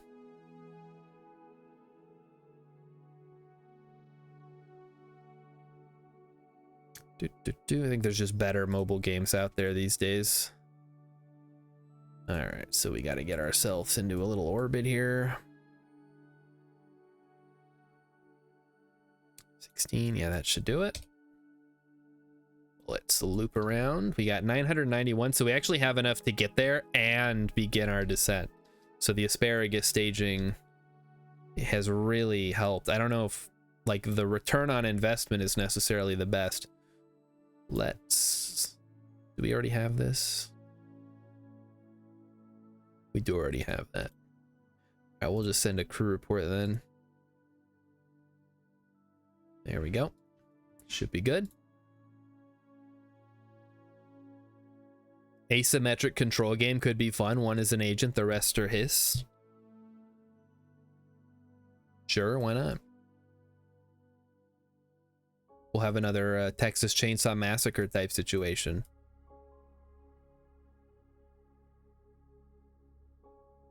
All right, let's face our prograde here.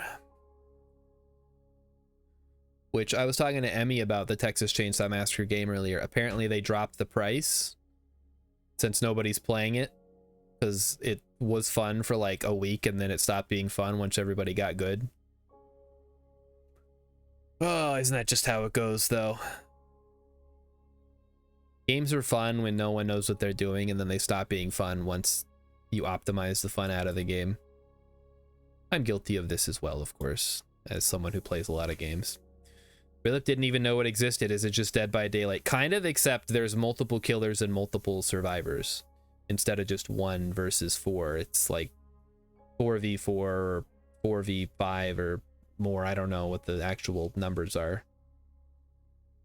I just know there's different characters that are all like the cannibal family, and then there's a bunch of survivors. It's just like the first movie.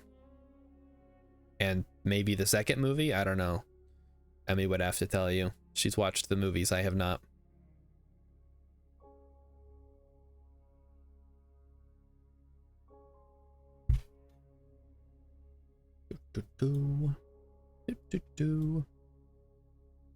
Seem like the killer. No, apparently the killers have a huge disadvantage, and nobody wants to play killer because survivors are always winning the matches.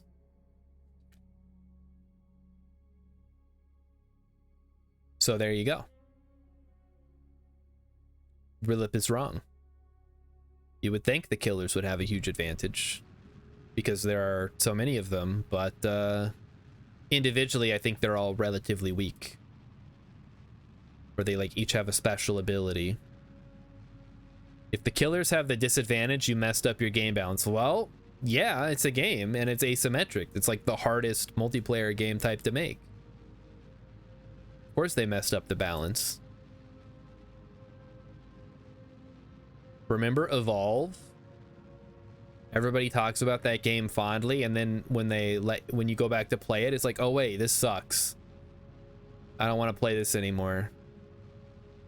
Like, yeah, because it's a great idea with like mediocre execution. You have a cool idea, it's a bunch of people versus a monster, and the monster gets stronger the longer it's on the field. So how do you balance it?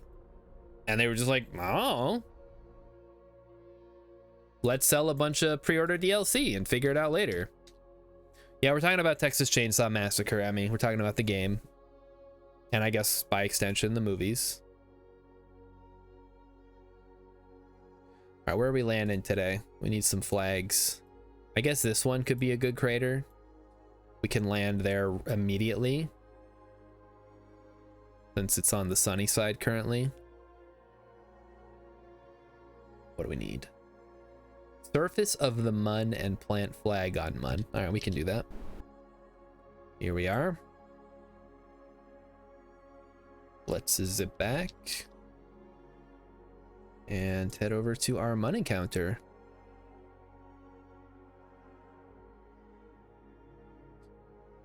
I feel like they should. I mean, we can't expect them to keep the game going forever, right? I mean, maybe we should. Like the Friday the 13th game seemed like it was kind of fun, but that also fell off like every other game. People jump in it, they have fun, and then they're done playing it, and then, you know, a year later no one's playing it.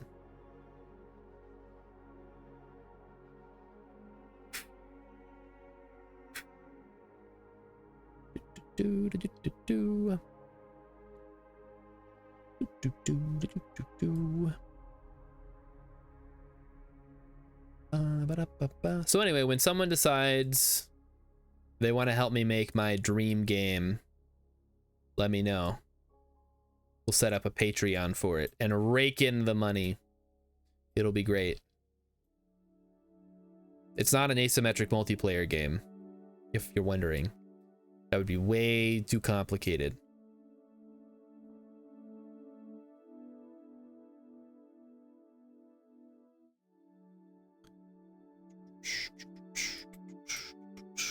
All right, Mun encounter. We're here. Let's head to Periapsis. Not Mun escape because we're going to be circularizing. The Friday the 13th game got sued? What the heck? This I gotta see. Let me look this up. Friday the 13th, the game.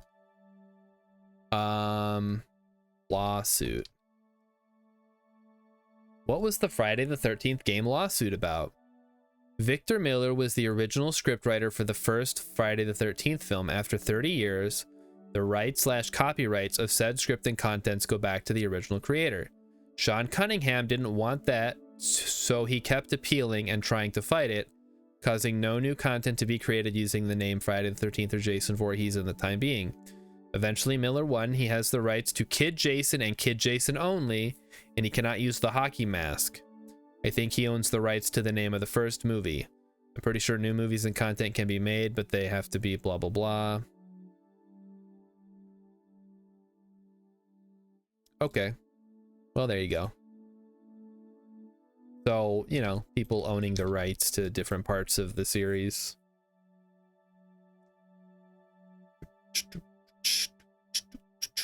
Rilip is saying, and I'm going to skip to the end, Overwatch releases a lot of content.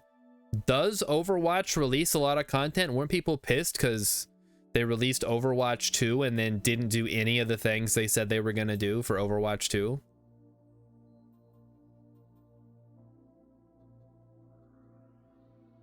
Like, what even is new content for a hero shooter like that? I guess new heroes and new maps. Yeah, that makes sense. Maybe a new game mode. Or like rotate out old game modes and bring in new ones. I don't know. They still okay, they do release new stuff. That makes sense. Remember when Blizzard was cool and everybody liked Blizzard? Feels like forever ago now.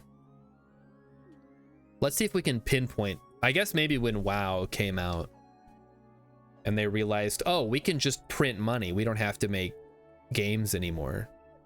They got acquired by Activision. Maybe that was it then. Blizzard acquisition. Activision.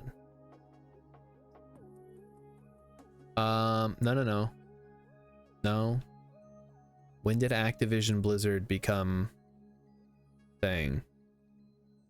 July 2008. That's when everything bad happened. The financial crisis. The Great Recession, they called it. I was completely insulated from it because I was in the army at the time. I didn't even notice there was a problem. But apparently a lot of things went belly up. If I don't like Overwatch, Destiny would be as good. I don't like Overwatch either, though. They all feel so generic. What is a game that I do like? Outer Wilds. They should make an Outer Wilds multiplayer game. I don't know how that would work. Look at Redfall. They released the game, kind of sucks, never released anything else. Why does the mun look so cartoony? I don't know, that's just how it looks. It's a planet or a star or something. Or Concord, where they release it and they're just like, all right, let's let the money flow. And then the money did not, in fact, flow. Okay, let's slow things down. Time to circularize. Will we circularize before we run out of Delta V? Oh, yes, we will. That's awesome. All right, so let's go ahead and ditch the transfer stage. And then fully circularize. Rilip did not hear about Concord until it got pressed for being canceled. Really? I hadn't heard about it either, except I did hear as the release date was approaching, people were like, this is going to be a huge disaster, and then it was. Which, I don't know, like, how much of that is FUD? Like, nobody buys it. We're not worthy. Thank you, Skash Kitsune, for following. Hope you enjoy the Kerbal content. More to come every Friday, and other games the rest of the week. What was it, just FUD? Like people didn't want to buy the game because they heard it was going to be bad? Or was there just nothing there for people to be excited about? Because obviously that game was never going to appeal to me. It's a hero shooter. I've never played Overwatch. I've never played any, I guess the closest, maybe Paladins. I think I played that a couple of times and it was all right. But I like that type of game does not appeal to me these days. I am too old. My reflexes don't work good. I like turn-based, slow-paced games where I can make strategic decisions. And I don't have to be doing like 120 actions per minute in order to succeed.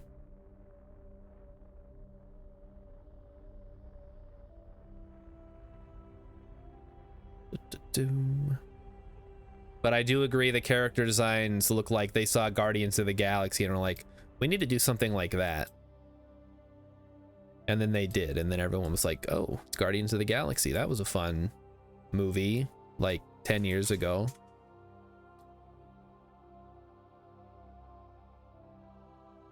Yeah, we can probably drop our apoapsis a little more here. Speaking of Guardians of the Galaxy, what's James Gunn up to these days? I heard he's making some kind of Superman movie. Is that going to be any good, or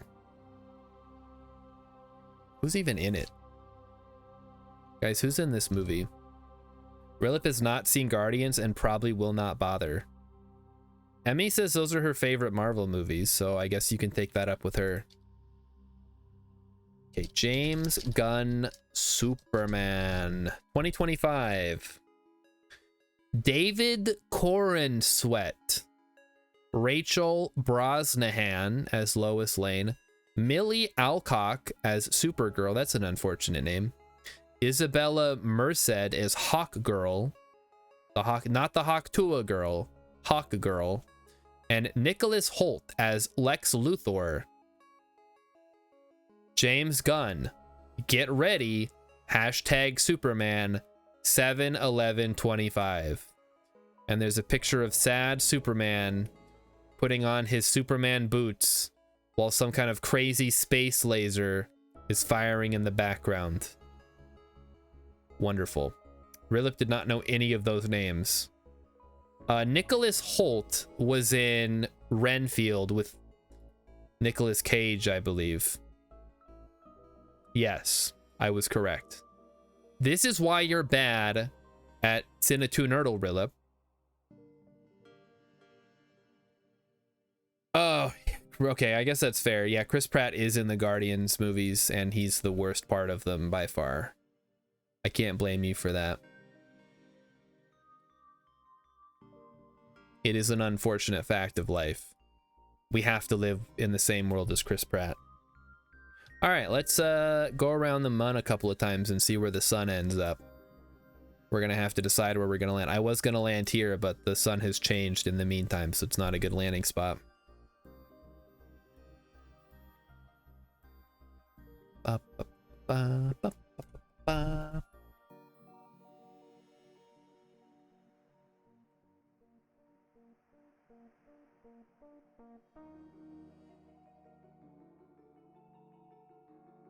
Can I go 5 times, or is it gonna get angry?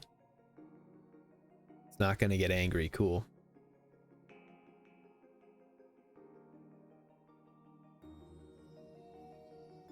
So the sun is going around this way. I don't want to land here because we've already been here. We want to land in one of the big craters.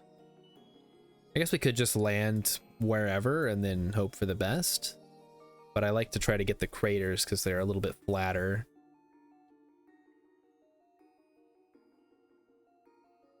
But maybe, just maybe, with all this extra Delta V, we can pull it off.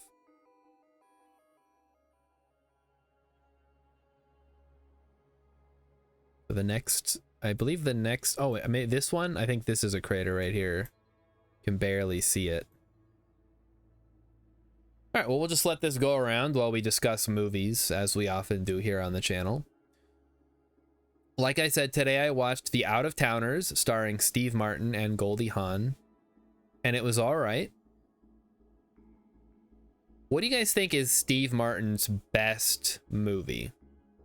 Is it Planes, Trains, and Automobiles? Because I like Planes, Trains, and Automobiles. I don't think it's that great, like in the grand scheme of things. I like John Candy, of course. Steve Martin's good.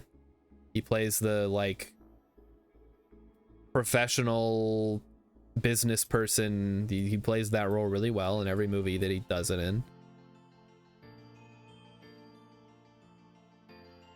It's been a really long time since I've seen The Jerk. I did watch Parenthood like a month or two ago, or maybe longer at this point. What else was he in? I mean, he's been in a ton of stuff, so it's hard to say.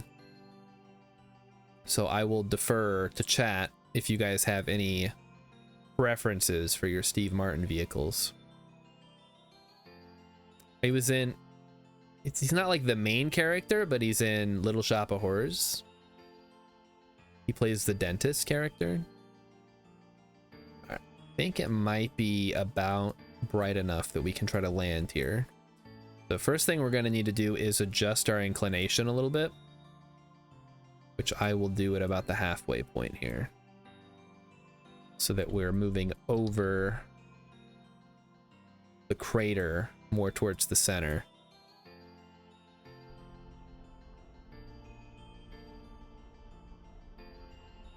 Let's go ahead and do that. There we go. Now we can see it moving. Good, good. Oh, Sergeant Bilko. I want to watch that movie. It's not on YouTube. I watched some clips though, and I feel like I've seen it, but I can't remember when I would have watched it. But what I saw of it looked really funny. I kind of want to watch some Pauly Shore movies too, but those aren't on there either. Biodome or Encino Man or In the Army Now, or that Pinocchio movie.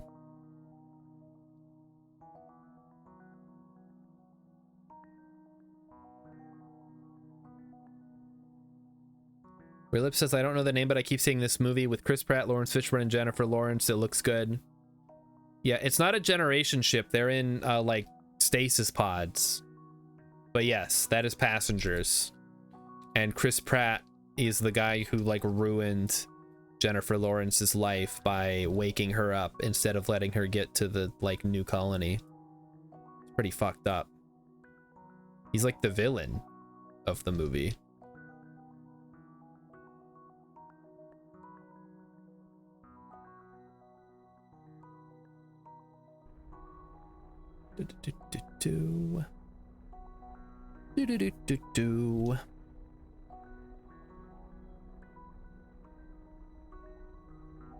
Maybe Steve Martin is just like the perfect everyman character that you can sort of like put into any situation, or like straight man, I guess is a better word for it. Like you put him in the movie and oh fuck me, guys, I thought we still had the other thing on there. Okay, that's fine, that's fine. We're gonna land anyway. It's all good. Get the landing gear down. I was wondering why this was going down, but this wasn't going down.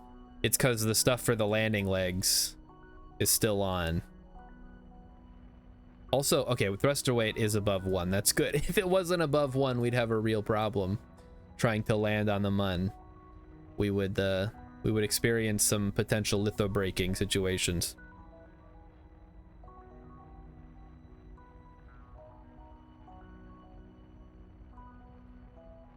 All right, so we're gonna try to come in towards the middle area here. But we got to keep the landing legs until we're taking off. I should have designed this a little bit better.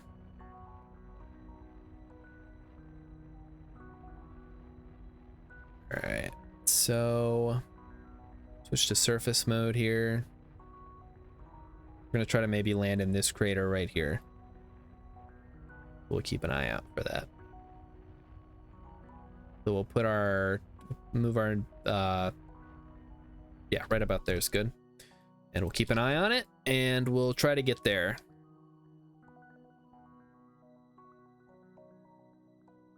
We gotta spin this around. Zoop. Perfect. All right, here we go.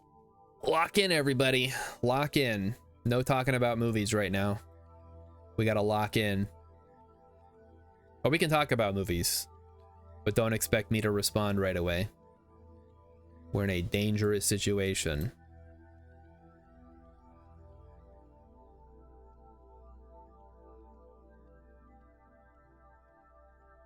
Guys, is there a movie called I'm in Love with the President's Daughter? Is that a real movie, or did I just make that up? I might have the title slightly off, but there's gotta be something like that.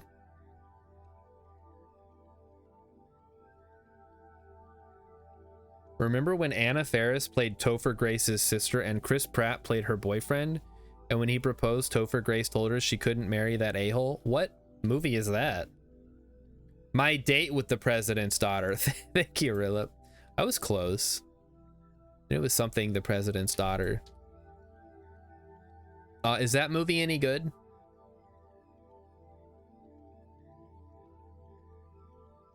that a Disney movie? That sounds like a Disney movie. Made a lot of movies in the 90s.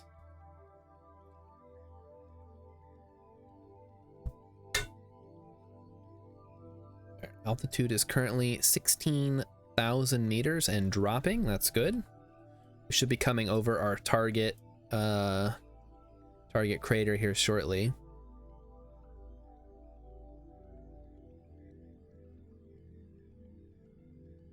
Emmykin says Take Me Home Tonight is the name of the movie with Chris Pratt and Anna Faris and Topher Grace. 56% fresh, so essentially a 6 out of 10. Perfect. That is my preferred rating for all the media that I consume. 6 out of 10. That's exactly what I want. Because you know what the problem is? It's a 6 out of 10 because there's a lot of haters out there who think it's garbage, but then there's a lot of people out there who are like, hey, this is a pretty good movie. So it balances out to 60%, but it doesn't mean like it's a 6 out of 10. Like no one's gonna rate it a 6 out of 10 themselves. It's like, this is how Rotten Tomatoes works. That means 6 out of 10 people liked it. Whereas, you know, you could tell me, oh, Oppenheimer is like the most incredible movie I've ever seen, and then I go see it and I'm like, why is he naked for half the movie? What the fuck's going on? Or someone's like, oh, Interstellar is like a beautiful, moving movie, and then I'm like, that's not how black holes work. It looks like a black hole, I guess. That's pretty close.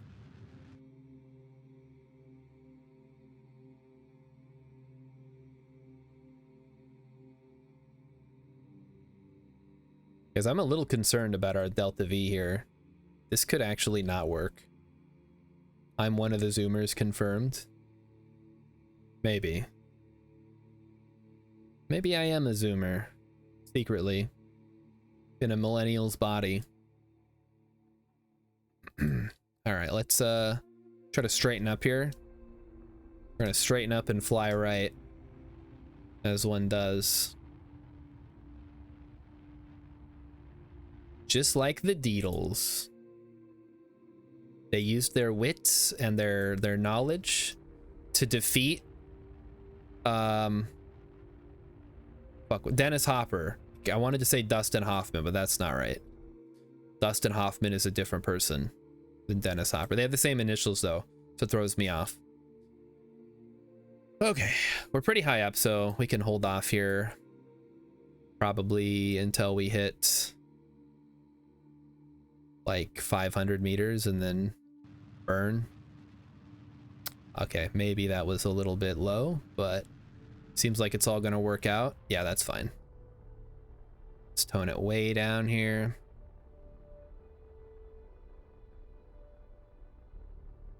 Dude, imagine doing this in real life. Those guys must have had balls of steel. Well, maybe not, because that would have weighed the craft down. Like aluminum then. Titanium. Something light but strong. All right, here we go. Now there's a good idea for a movie. It's called Balls of Aluminum, and it is a humorous parody or like humorous mockumentary about the first manned lunar flight. They did all the math at home. Yeah, they probably knew exactly what they had to do, right? All right, let's get a crew report. We're gonna transmit the data. There we go. And I believe they also asked for a... You've got the body. Yep. I've got the brain. I sure do. Keep the experiments. Observe the mystery goo. What is the mystery goo? The world may never know. All right, Valentina. Since they changed how... Oh, wait, that actually worked. She like spun off and nope. Oh, she's gonna bounce maybe? No, she's good. All right, let's get her. So where are we? Where are you? Mun's Northwest Crater. Okay. So we got ourselves a little Northwest Crater action. Northwest Crater. Okay. I guess we're not naming it or not putting anything in there.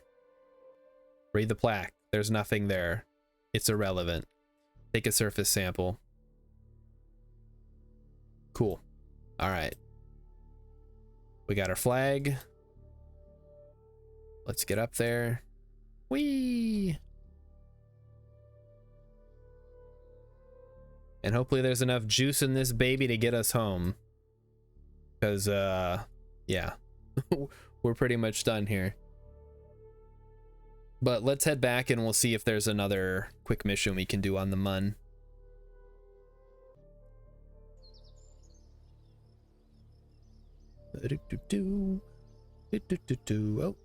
Oh, we recovered some of that. That's cool. I'll take it. Okay, position satellites, rescue. No. Test the spider engine orbiting the sun. Wow. That's completely pointless. Advanced fuel systems. What does that give us? Just the big rocket tanks. Specialized constructions.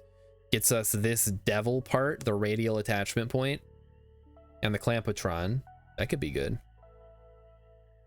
Actuators gives us alligator hinges, cylinders, rotational servos, etc.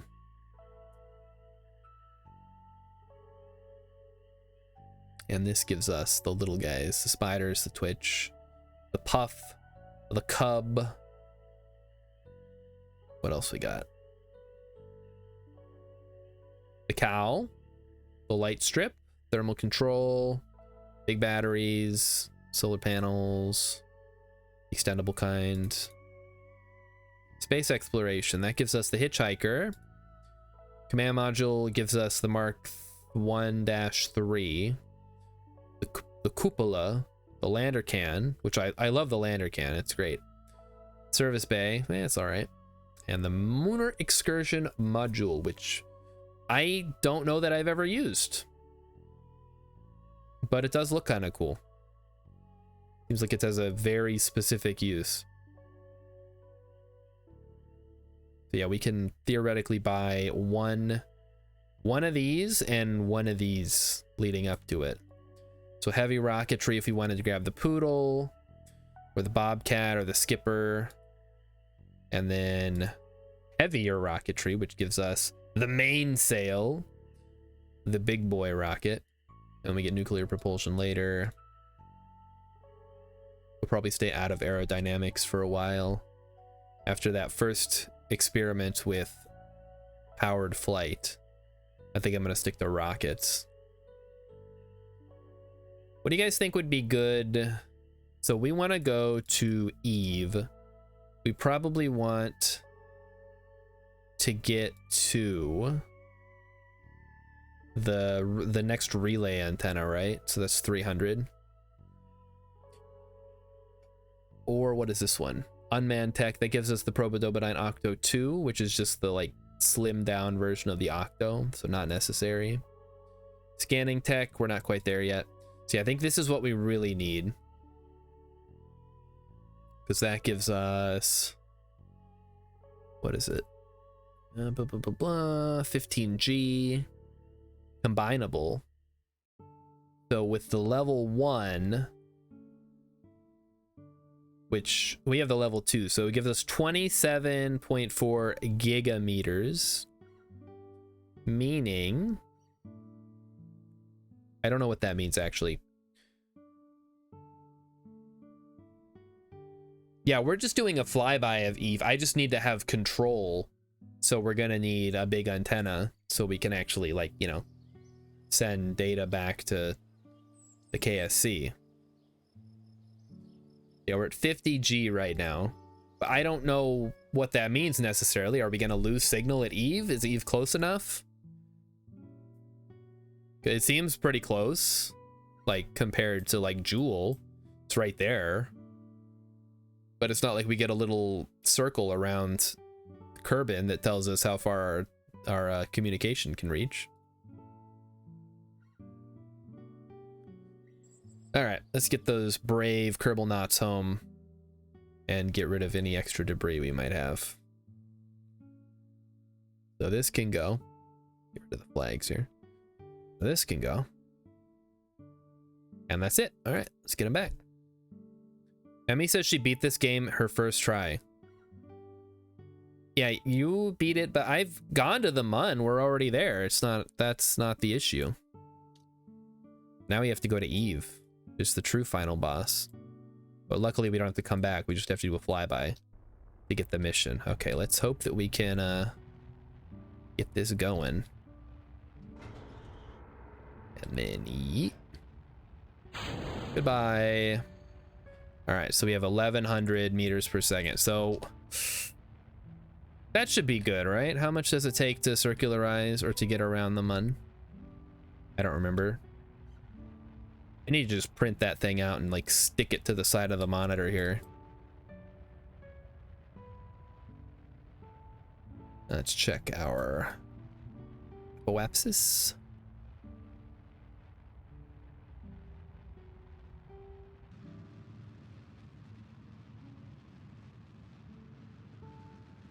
Let's get going.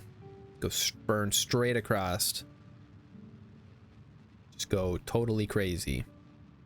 And hope that we got enough. All right, stuff's starting to explode. That's what I like to see.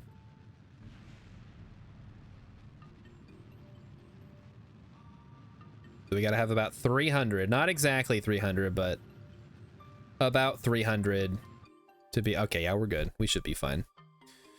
Mun orbit is 860 plus 310. No, that's to get there. Oh, you mean... Oh, no. Wait, what? 860 plus 310? That's from Kerbin, though. It's 860 and then 310 to circularize. I'm trying to get off of the Mun into an orbit around the Mun. How much is that? I think we had, what, 1100? So it's been at least 500.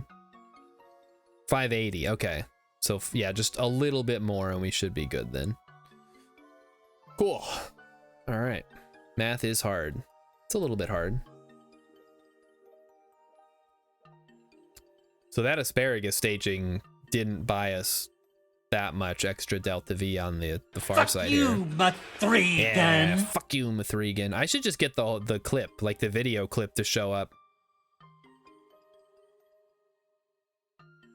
Because there is a whole clip. We could just show it, actually. Let me get Bob out here. He's going to get some data. He's going to grab... we don't need an EVA report. We're going to grab this. Guess we can restore it in the event that we need to do it. Select the goo. Restore. Okay. Oh, I didn't grab a thermometer reading. Fuck. I totally forgot about those. Well, that's too bad. I guess we'll have to go back at some point in the future and get more science. Nobody reminded me. Okay, well, once we're circularized, I'll pull up that clip so everybody can see it. It's really funny, the whole thing. Emmy might have to resend it to me. All right, lock on, and lock in. It's time to go home. There's fuel in this thing too, right? Yeah, just a little bit.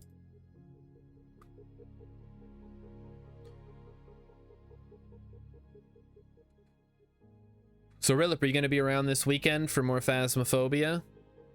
We're bumping it up to like supercharged leveling. We're going up to 10 times. We're going from 5 times to 10 times. We're going to double our XP. So I'm going to send you in. You're going to be the bait for the ghost, and I'm just going to listen, and I'm going to listen to the footsteps. And then all we got to do is identify the ghost based on the footsteps. It's going to be super simple. Luckily, I'll be outside, so all you have to do is hide, and I listen to the ghost. I guess we could do it up to 11, like Emmy's saying. 11 times.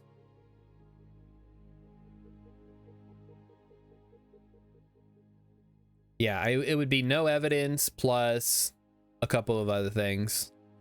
I'll be tweaking my custom one, or maybe just copying somebody from YouTube's.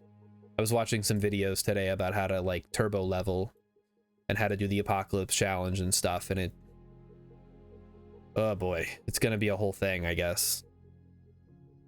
A lot of work. You gotta like memorize the ghost footstep sounds, like how fast they're walking.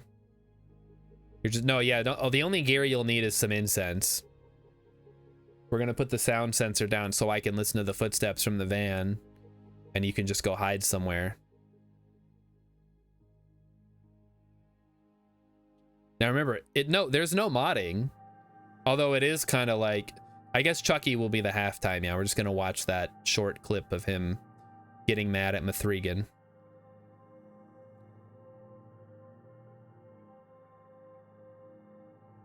Because I keep telling all these people to go watch the Chucky show, and then nobody does. They're not gonna make a 5th season, guys. You gotta watch it. They're doing 6 seasons in a movie. Oh, did we get a crew report? Fuck me. Oh, no, yeah, I think we did, because I think we sent it, right? All that's left is Fly By Eve right now. Okay, that's fine. Yeah, that's actually exactly how it works, Hex. You listen to the ghost, and then it's like, oh, it was moving at 1.7 meters per second. So that's clearly, it can't be any of these ghosts. Oh, that was moving at 2.1 meters per second. It's clearly a fast twin. Yeah, everyone, if you've got Peacock, go watch Chucky. I just assume everybody has Peacock because people want to watch The Office. Or maybe Seinfeld. What all is on there? 30 Rock? I like 30 Rock. I watched the whole series. It was good. I don't remember most of it. I remember it being pretty funny. I remember there was an episode where they went to go see Jersey Boys.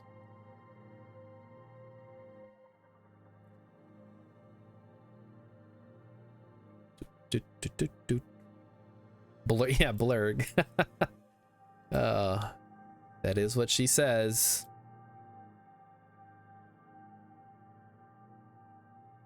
It makes being a writer for a comedy show actually sound interesting when it probably is extremely boring most of the time.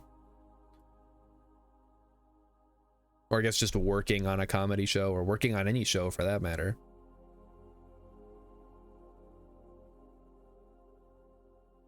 Is there a show that is about like a streamer, not like a real streamer, but like it's a show about a fictional streamer and like all the behind the scenes stuff they get into? I have a brilliant idea for a new TV show, guys.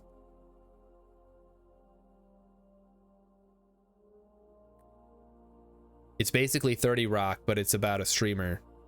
Sounds terrible. No, we'll make it funny. That's That it sounds terrible, but it's going to be really well made and it's going to be very topical and clever.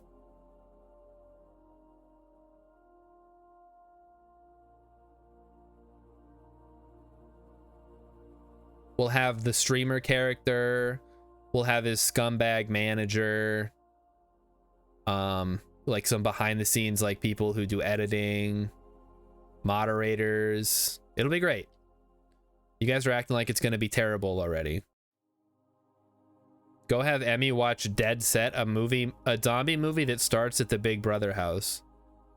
Like the Big Brother house or a Big Brother style house.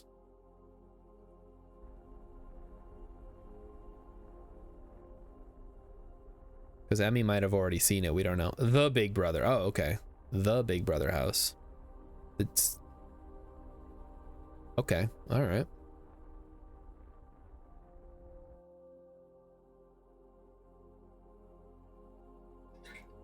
Speaking of Big Brother, did anybody see that new game that came out, Crush House, where you play a cameraman on a reality TV show, Big Brother style show? What was that reality show? It's called Big Brother. There's also some other ones too. It's like is it like real life or the real fuck, what is it called? Crush House has been out for a while. Well, yeah, I still haven't played it though, even though it looked kind of interesting. Real World, the Real World, or maybe just Real World. I don't know if there's a the in there. People stop being nice and start being real. I'm nice in real life. I wouldn't survive on that show, because I just be like, listen guys, I'm just here because it sounded cool. I'm not here to start any drama. And they'd be like, listen, Star, you got to start some drama or we got to kick you off the show.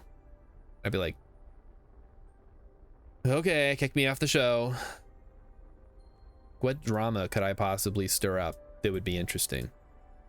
I'm not an interesting person. Like, I hope that I like make people laugh or I do interesting things in games, but on the whole, I'm pretty boring, I think. I just they cut the footage of Star playing video games for 14 hours and then like, okay, group meeting. Do they like vote people off in that show? Is it like Survivor or is it something else?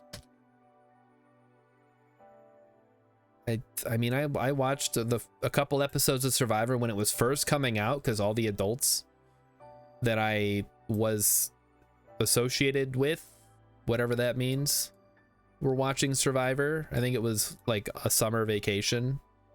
My aunt and uncle were watching it when it came on. All right, to get back, was it like 300? We're gonna be arrow braking, so probably less. Let's adjust the thing.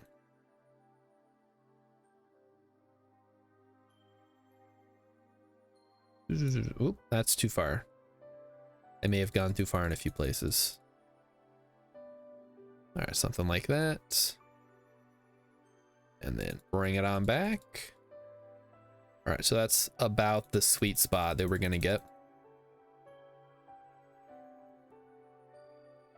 You guys remember that episode of King of the Hill? I think it's from the first season, where Hank asked Bobby who his role model is, and Bobby says somebody, and Hank's like, oh, who's that? Like the race car driver? And he's like, no, it's this kid at my school who beat level 15 of whatever. And I'm like, yeah, see, I'm with Bobby on this one. That sounds rad. He does max level raids in World of Warcraft. He's so cool. I want to be just like him.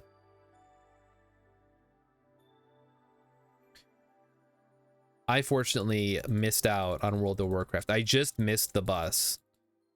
I don't know that I would be living the life I am now if I had gotten into World of Warcraft when it first came out. It would have been bad, I think. Emmy sent a second Chucky clip in case I wanted one. Okay, perfect. I guess I'm gonna sell Chucky to the fine people of the internet. Hopefully I don't get copyright struck. I'm just trying to advertise the show, so I guess we'll put it in one big chunk, so that way if I gotta edit it out of the stream, it'll be easy to just cut out that whole section. Mighty Stoosh stopped all MMOs after City of Heroes. I think, yeah, I don't know. I don't think I could do another MMO. I would never do anything else. Like, imagine if I just streamed like Guild Wars or something. How boring would that be? Welcome back to another stream of Guild Wars. We're gonna be playing Guild Wars today. Everyone's like, yay, I love Guild Wars. I've been watching you for 5 years playing Guild Wars. Hex says to pick one with an anti-poop socking feature. He didn't quite say it like that, but that's what they call it in the biz. After somebody pooped in a sock so they wouldn't have to stop playing the game. It's so fucking gross. Listen, guys, I've never, like, had to pee in a bottle because I was too busy playing a game. I'll get up and go to the bathroom. It's not a big deal. Philip says, you know what was good and never took off? The Warhammer MMO. Warhammer Fantasy. I mean, they got the Total War games now. Although they did kill off the classic Warhammer Fantasy stuff with Age of Sigmar. That's a whole thing. Mighty Stoosh wants to know, what did I just hear? Well, you know what? Once we make this maneuver, I will show you. Yeah, poop sock. You don't know about the poop sock? Oh man, that's a classic. Hold on, we'll get you caught up, Mighty Stoosh. Don't worry, we'll get your internet lingo on the level here. First, I got to do this maneuver, and then we'll get to it. I wouldn't want you to miss a single second of this. You've heard? No, it has nothing to do with the poop knife. That's totally unrelated. Don't worry about the poop knife. It's nothing like that. All right, watch it come down and then slow down. Speed up. Slow down. Beautiful. Bring it down to under 25 and we're good. Turn everything off. All right, let's head over to the Mithrigan zone. So bear with me here. Emmy has sent me some clips. I will need to get these loaded. Load them into the internet machine here. Do not start playing it. All right, so there's that. Oh, this one's only 20 seconds long. Jeez. And then there's another one. And then let me bring up a page about the poop sock. It's probably going to take me to TV tropes. It is. All right. So we're heading over to TV tropes here. Let's bring it up. Mighty Stu says, what about that streamer who murdered their wife or something? That was in Ireland. He pre-recorded a stream and then tried to use the pre-recorded stream as an alibi for why he couldn't have killed his girlfriend. Although, I guess it's possible that there was another person. Anyway, so anti-poop socking. Poop socking is when a gamer is, that's just a funny word, is when a gamer is so engrossed in their game they won't stop playing for any reason, even to go to the bathroom. So they'll poop in a sock. It's not the only manifestation of this kind of behavior. A common variant is a gamer who drinks a lot of soda and then pees in the cans. And the term cat-assing derives from a player whose house stinks because they've neglected basic chores like cleaning their cat's litter box. But the principle is the same. A gamer plays so long it starts negatively affecting their quality of life. Therefore, anti-poop socking is when a game has a built-in function that rewards the player for taking a break from the game, or at least encourages them to. So there you go. So when Hex says it's got to have a fatigue system, that's what I think of. All right. Anyway, thank you, TV Tropes, for that. Now, let's head over to Mithrigan so we can get the context for that clip. And also let me turn the volume back up, because otherwise you won't be able to hear it. I turned it down for the other thing. Oh, God. What are you doing? No. So he's watching Mithrigan.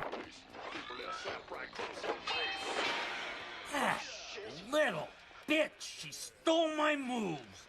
Fuck you, Mathregan.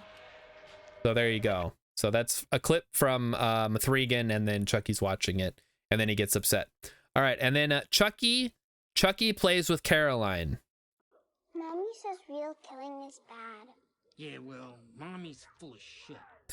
Mommy says it isn't nice to swear. Mommy's working her way up my list pretty fucking quick. Chucky's great. Junior somewhere. Well, at least she's gonna die doing what she loves. Why is Chucky old? Oh, that's a whole thing. It's a whole thing, guys. Emmy can explain it, I'm sure. No, Chucky's funny. He's a funny little dude. All right, I guess that was it. Is there any way we could do another one of those video game VGM hurdles? Is there a way I can do yesterday's? No, it's impossible. That sucks. Oh well, I guess we'll do Mondays next week. All right, back to the music and back to the game. Oh, that explains a lot. I turned down the music. I turned down the volume for everything, so there was no music. All right, let's get back to it.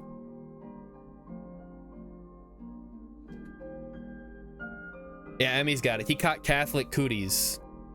I changed it. Jeez. You guys are so impatient. I hadn't even switched back yet. I was doing some technical stuff behind the scenes. Anyway, here we go. Let's get out of here. Taking these guys home. There's a stream delay. Yeah, at least wait till I start like describing what I'm doing in the game. Like, all right, guys, we're gonna be landing this craft back on Kerbal. You can see right here. Our Mun escape is in 1 hour and 20 minutes. We're gonna warp through that.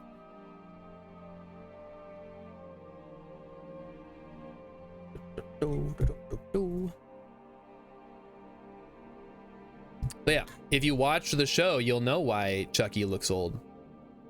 But yeah, for a quick explanation, he got Catholicked. Like someone did an exorcism on him or something.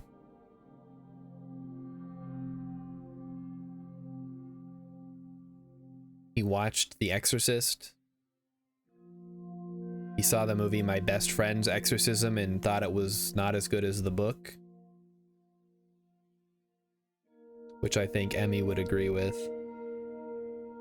In season 2, they perform an exorcism on him and the voodoo god got mad at him and was killing him. Oh, the lore is great. The more I learn about the Child's Play lore, the like crazier it gets. All right, hold on now. Oh, I don't want to look at the sun. Take me back. Why would I want to look at the sun, guys?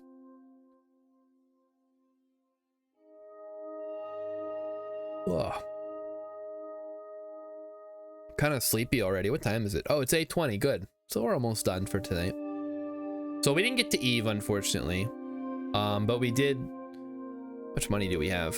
Money's gonna be like our big issue here, right? 480,000, or maybe it won't be. I don't know. I guess it's gonna be. We have to wait 191 days before we get our first escape window or whatever, launch window.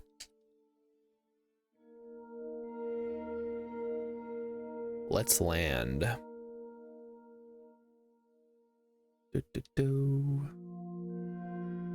Do, do, do, do, do, do.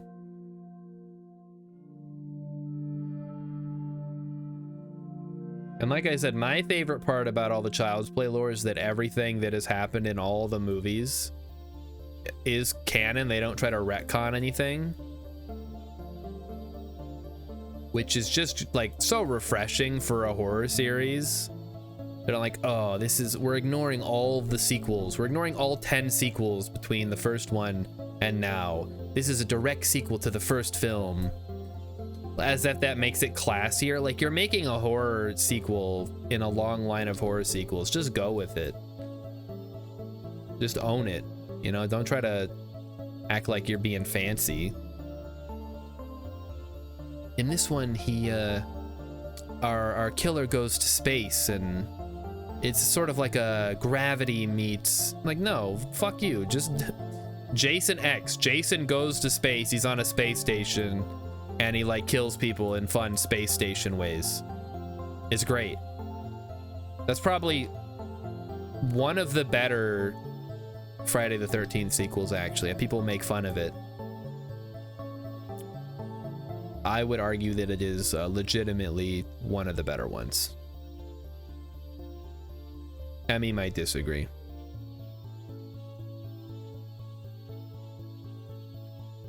All right, coming in for a landing here. Everybody's ready. We got our heat shield on. We've emptied out all our sciencey stuff.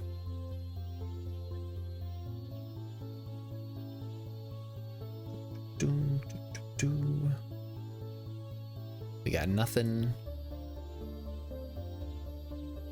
What does that orange mean? Does that mean we're on a collision course? Or, I don't know. I'm sure it means something. Not important right now.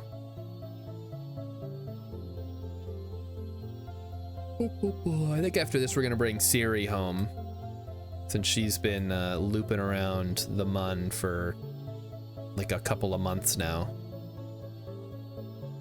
It's only been like 90 days. She'll probably be fine. Right, let's go ahead and decouple. Butt down. And let's ride it home.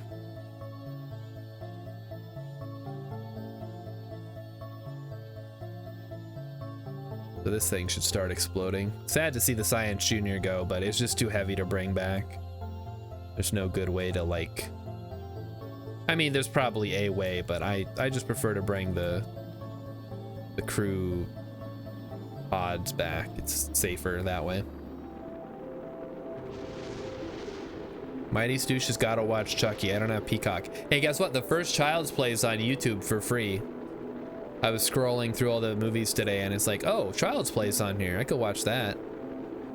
I didn't, you know, because I prefer comedies. Although I guess Child's Play is kind of funny. Like the first one's not strictly a comedy, but it is funny. I think they get more comedic in tone the further in you get, until finally it's just like a straight comedy with like violent killings being committed by a doll.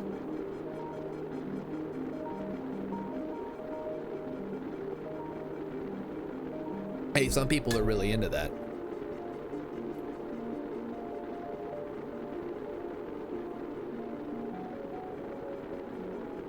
Maybe Emmy can do a watch party of the entire series of Chucky on the Discord at some point. Oh, he does have it. It is 3 seasons, yeah. So if you watch it, maybe they'll make a 4th one, because they'll be like, oh, Mighty Stoosh liked it. That's a mark of quality. We're gonna have to do a 4th season.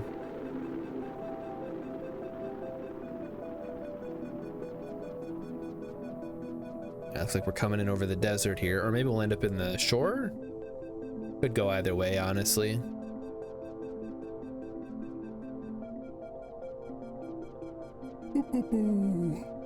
Oh man, I don't know why I'm so tired. I went to bed early last night. I slept in pretty late this morning. I had like 3 days off this week. Doesn't make any sense.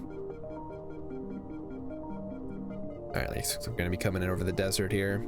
Let's go ahead and pop that chute. Pop that chute.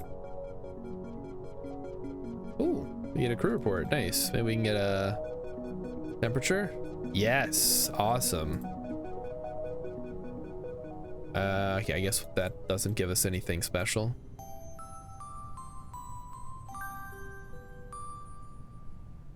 So we'll get Valentina and Bob back. We'll get a bunch of science. Not as much as we could have if we'd have remembered to grab the thermometer data, but whatever. There's plenty more to harvest from the Mun and Minmus as we continue to send missions out there.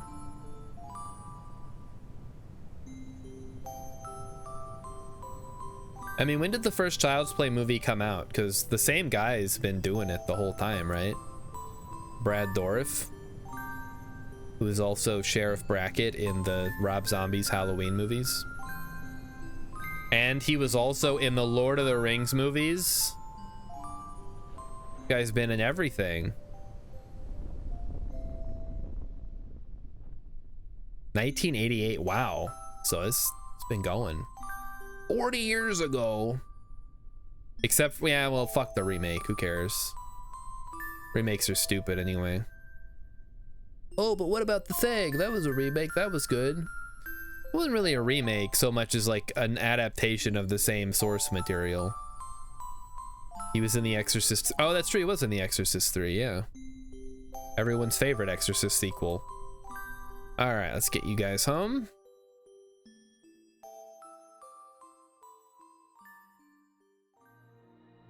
What do we got? What have we got? Okay, so 183 science. So I thought it was 460 science. That's how much we have total now. So yeah, the surface sample and the material study are the best. And then the rest are just whatever. You got 5 grand back from our total, which is like 25 something, I think. His daughter Fiona is also in the last 2 movies and the TV show. Oh. How cool. It's like a Nepo baby type situation. So the Inquisitors 4 is 36 grand. And we get 5,000 back. So if we can get a mission for more than about 30,000, then we can use that. Otherwise, we're losing money on that deal. I wish I was a Nepo baby. I have like zero Nepo benefits. Everybody hates on the Nepo babies, but then, like, you know, sometimes they are one. Build a new surface outpost. No. Have 6,000 units of liquid fuel. Are you out of your mind? The things these people come up with.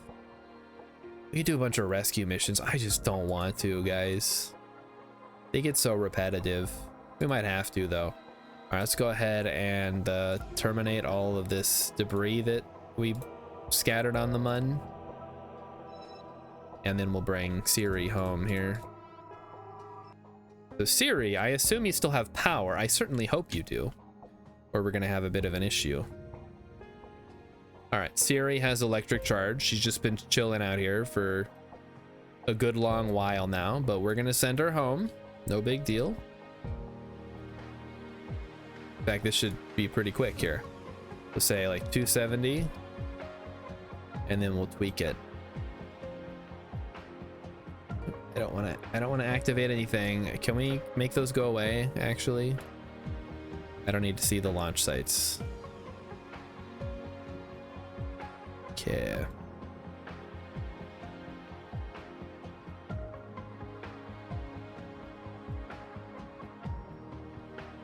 Okay. So Emmy was telling me about something weird the other day. Some lady tried to adopt Tom Holland. Not Tom Holland. Tom Felton. I mean, maybe somebody tried to adopt Tom Holland. Tom Felton, who played Draco in the Harry Potter movies. Can you elaborate a little more on that, Emmy? Hola, Blue FF61. Welcome to the Kerbal stream. We were just about to do a return trip back to Kerbin from the Mun here.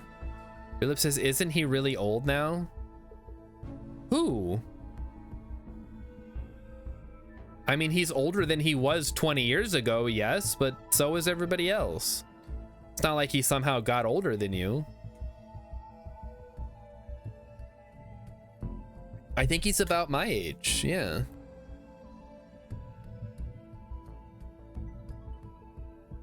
Because when did that first one come out? 2001? But yeah, he's around my age, maybe a little older. Why would he be a... No, it was a while ago. Because the lady was crazy, obviously. Emmy will explain it. She's going to type out a little paragraph, and she's going to explain the whole thing. I don't know all the details, all right? I just know it came up at one point in conversation, and I was like, what the fuck? And that's where we are now. After the first or second movie, some lady asked if she could adopt him. Okay, there you go. So he would have been like 14 or 15 or something. So it's a little bit less weird. I mean, it's still super weird, but It's not like he's an adult. It's not one of those. Have you guys heard about this? Have you seen this? Have you heard about this? People like old men adopting like younger girls to I don't know. I mean, I don't want to like speculate on what they're doing. I assume something weird is going on though.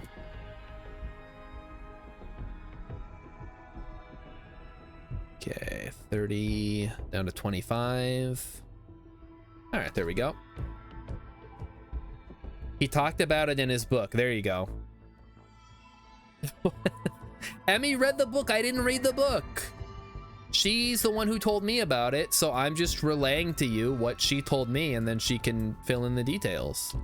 Now let me look up this weird thing where people are adopting people. Adults. Adopting adults. Oh, there's a TV series called Adults Adopting Adults.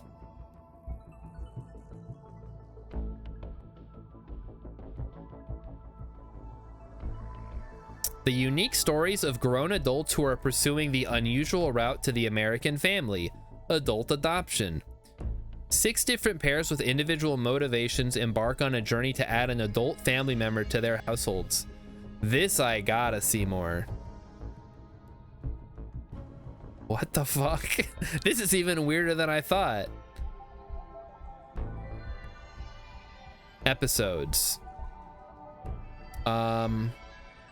What the hell? Captain Krasowicz, you're about to be even more weirded out. Okay. Episode 1, season 1, episode 1, Family or Fraud. Ohio couple Danny and Christy await the arrival of a pregnant 20-year-old from Austria whose motives may be in question in her search for new parents. Kim navigates the rocky waters of adult adoption. Season 1, episode 2. This is all so weird. Things come to a boiling point when Kim finally confronts her mom about her adult adoption for the first time. Danny and Christy get off to a rough start with Ileana, while Felicia and Tani... Hold on, I gotta read these. These are like AI synopses. I need like the full episode synopsis. Guys, we're going down a rabbit hole. Okay. This is really not... Do I need to watch this show?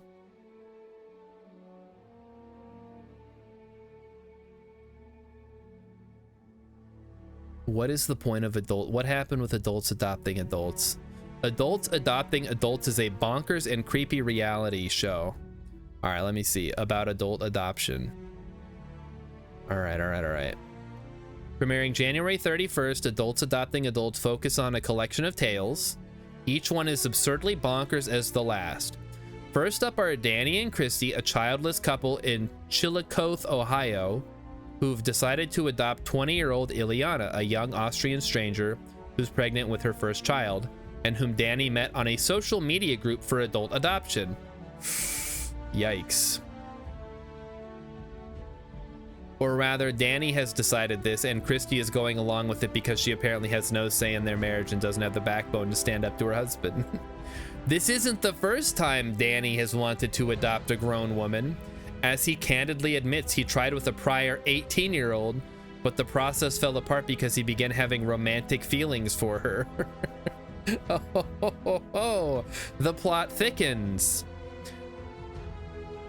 Danny's untoward motivations for bringing Ileana into the household are obvious, and yet with a big smile, he routinely professes his excitement about being a dad and performatively calls Ileana his daughter, while Christy looks on in abject misery. Oh, I gotta find this show. Everything's been pulled off the internet. Oh no. Is Danny a code name for Woody Allen? No, it's even worse than that. It's a guy from Ohio. Okay, okay, then there's Derek and Carol, a black couple who are making plans to adopt 23-year-old Bianca, whom Carol met while working at Southern University of New York Broome Community College. Carol has had previous someone followed. Blue FF61, I hope you're enjoying me reading about this adults adopting adults.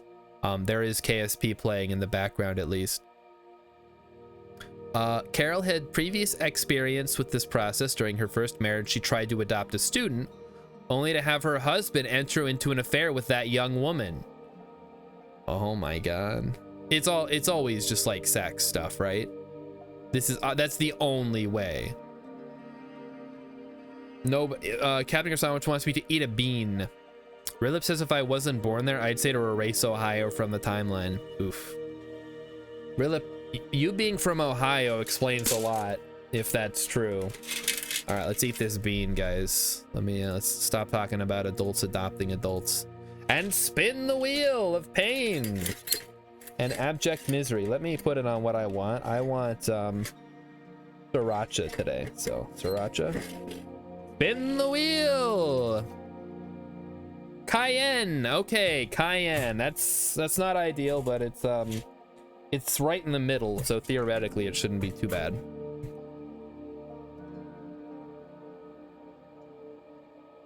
Okay. Let's see here. Cayenne is dark red with light red spots, right? Yes. So this is a cayenne bean. The light makes it look, if I put it right up, you can see it's dark with light red spots. Yep.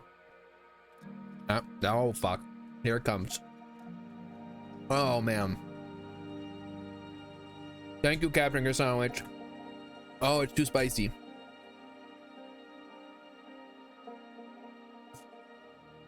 Oh. Ooh. Oh, those are good. Well, I mean, you know. Ugh.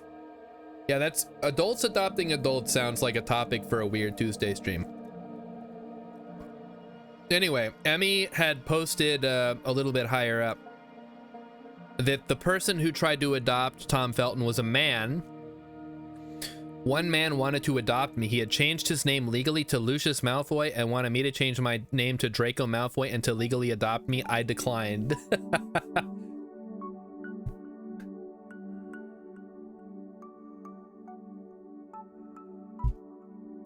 Rilip is saying somebody needs to have me beatbox after that.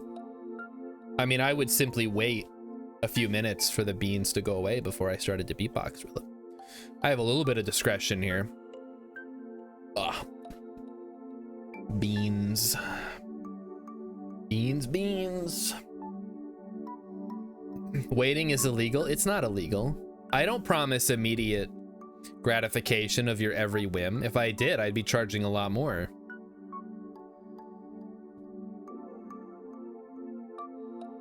Also, guys, is it acceptable in Twitch TOS to have a channel point redeem to make feet pics?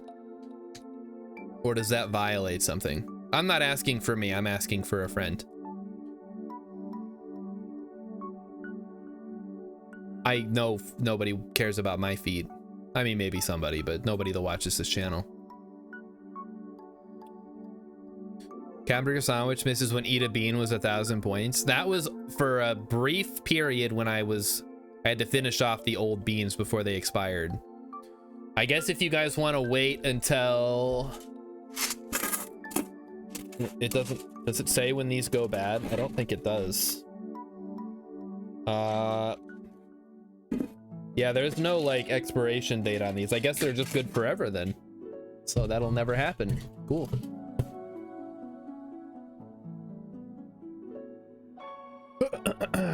Okay, let's go. Let's finish this up.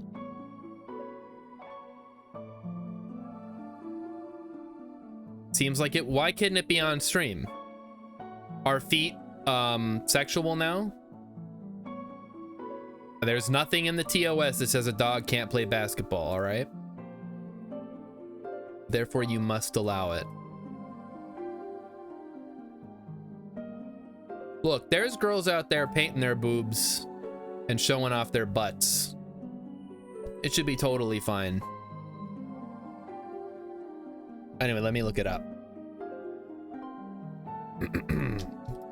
Okay, Google. Is showing feet allowed? Is showing feet haram allowed in Minnesota? No, absolutely not. On Twitch. Someone was telling me showing bare feet is against the TOS. You're fine. You just can't show off your feet when requested to. What? It's considered fetish content. I've never seen someone punished for it directly. Oh, interesting. There's no policy that pertains specifically to feet on stream, provided you are not presenting feet in a sexual manner. If there's anything close to policy being implicated, it's the kicking and potential for injury. The community guidelines contains a clause under the header self-destructive behavior, with vague language that apparently includes stunts where an injury could reasonably be expected to happen. I see. Huh. When did this become Weird Tuesday? When it was KSP, and nothing happens for long periods of time because we gotta let the game run while things happen. So I get bored and I look up weird stuff. All right. Sorry, Emmy, we can't do the feet thing. Apparently it's considered fetish content, so we're gonna have to put the kibosh on that. Maybe we'll do it on, what's the other streaming site? Kick? Kick will probably allow it. They allow everything. Wait, and is it called? No, hold on. It's not called Kick, is it? Imagine being a guy who live streamed his plane crashing, and it turns out to be a stunt and he doesn't get TOS'd. Well, that was on YouTube. That's different. I don't think he live streamed it, did he? On Twitch? But yeah, that did happen. He intentionally crashed his plane for content, I guess. It's such a weird thing to do.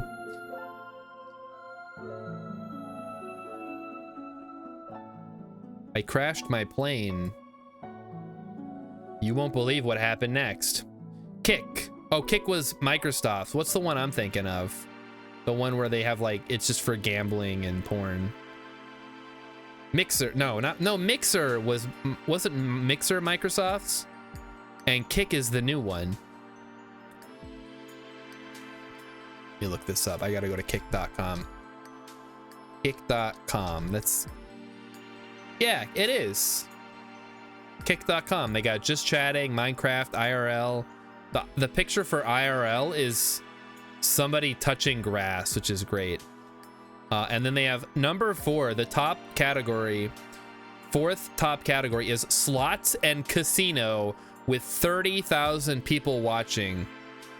Oh my god. I think Ice King tried to stream on Kick for a bit and then realized nobody was watching. So I don't think he dual streams to Kick anymore. Or I don't know if it's against the TOS even, because I know they tweaked that a while back. Okay, let's land this baby. Oh yeah, okay, the 30,000 I guess is, put an asterisk next to that. 30,000 humans are watching slots and gambling. I mean, if I if I went to Vegas and I went to the casino and I started explaining how the slot machines work, you think people would watch that? Read your machines, please. This is one of the newer machines. This is the Metal Gear Solid slot machine. Now this is an interesting one because Konami hasn't put out a new Metal Gear game in over a decade, and yet they're making these slot machines. All right, here we go. We're bringing it in. 28,000 people were watching Hassan recast Kamala Harris speeches earlier. Huh. Interesting. Could be worse. Could get Metal Gear slot machines. What did I say?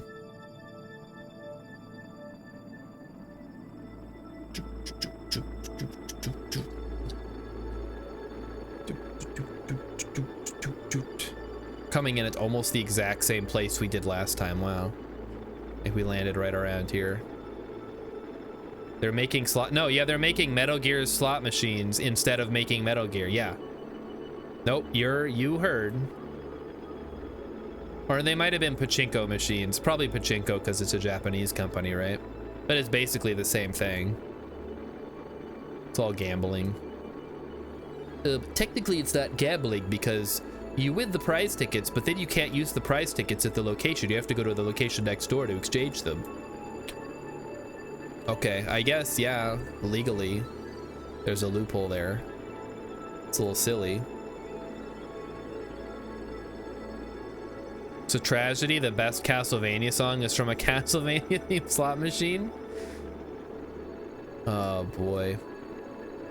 I mean, you know, they know how to catch the attention of gamers, at least. If I went to Vegas and they had an Outer Wild slot machine, I'd definitely put a few quarters in there. Like, oh, Timber Hearth, Timber Hearth, Timber Hearth. Oh, Dark Bramble. Oh.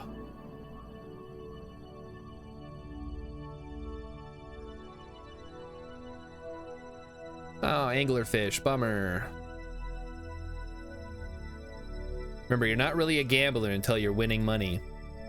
It's probably an easy to use slot machine. Oh, well, just like a template. Yeah, probably. They just slap some logos on there. But you gotta have like the sound. Like imagine you walk in and you hear the Outer Wilds music playing and you're like, oh my gosh, Outer Wilds? And then it's like, oh, it's a slot machine. Ah, well, you know, I'll give it a shot. Got a little animation that plays when you win, like the star going nova, and oh, that would be kind of fun, actually. Guys, I want to go to Vegas and use the Outer Wild slot machine that doesn't exist. What we really need is more themed pinball machines. I mean, I don't think people use that anymore. I could make one in Godot, a slot machine, like a virtual slot machine. I think the problem wouldn't be coding that, it would be all the animation and stuff. As always, like all the stuff that I want to do in video games, it all comes down to getting the art assets, and that's the one thing that I can't do. Well, that and music and writing and game balance and coding. So is there anything left after all that has been taken care of?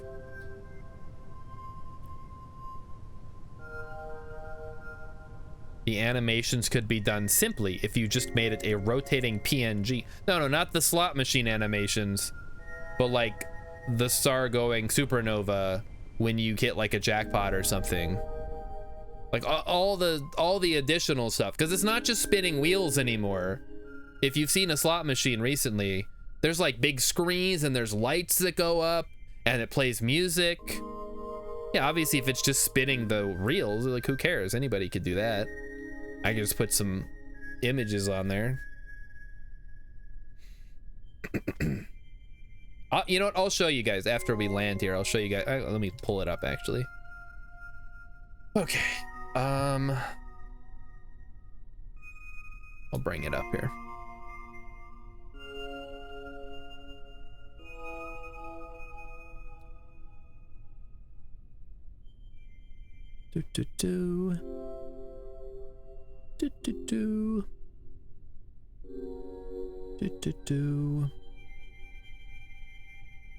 Okay, here's one from somebody at a pachinko place. Yeah. Let me turn that down a little bit. We'll splash down and then we'll head over there. Boy, this is taking its sweet time, huh? It's all right. It gives us time to hang out and talk. That's one of the reasons.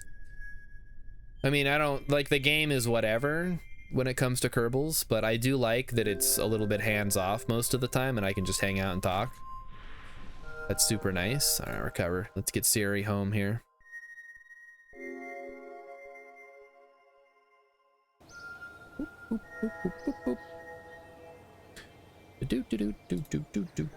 All right, there we go. So, oh, there's really nothing. We're gonna have to do some rescue missions, I guess. That sucks. All right, so let me show you what I'm talking about here.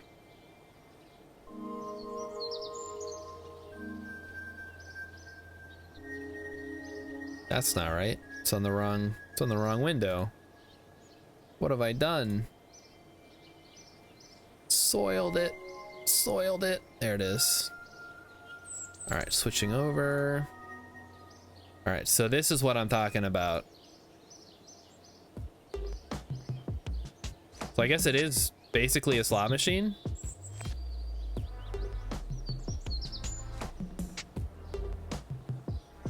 So it's Metal Gear Solid. You got animations in there. It's got a wheel that spins. But what do I get? What do you win? Okay, no, I want to see the game in action here. Is from the game Metal Gear Oh, now he's explaining it. Or they call him the Big Boss.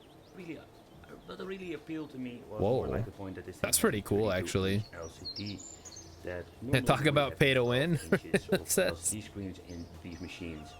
The rules are integrated inside of the LCD. Can you just show us playing it? Just play the fucking machine. All right, so you spin the slots. I guess it's like is it skill based? Do you have to like stop them? I guess you do stop them. So it's not quite like a regular slot machine.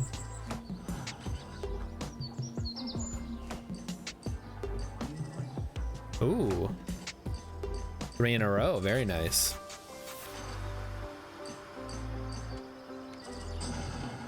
Oh no, it's Big Boss.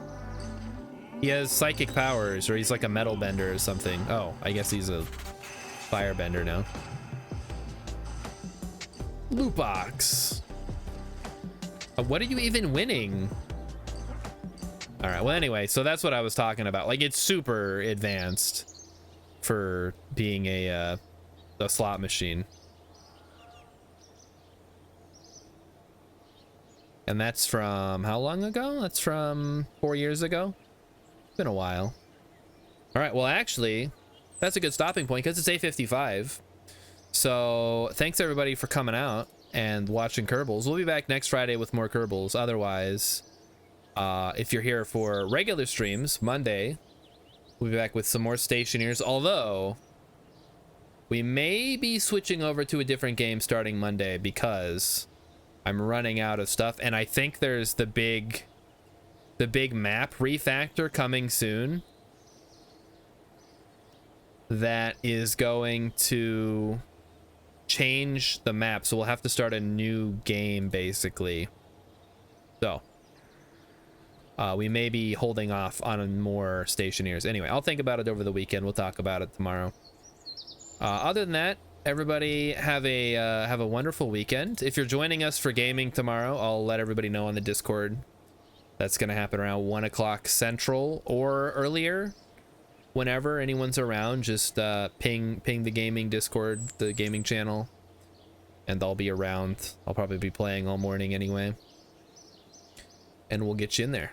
All right, so before we leave, does anybody have anything else they want to say? The floor is yours, chat. I'm gonna close out of the game while we don't have to listen to the chirping birds and stuff. All right, going once, going twice, going 2.5 times. All right, nobody has anything to say. Then I'll see you guys on Monday. Have a good weekend, everybody. Bye.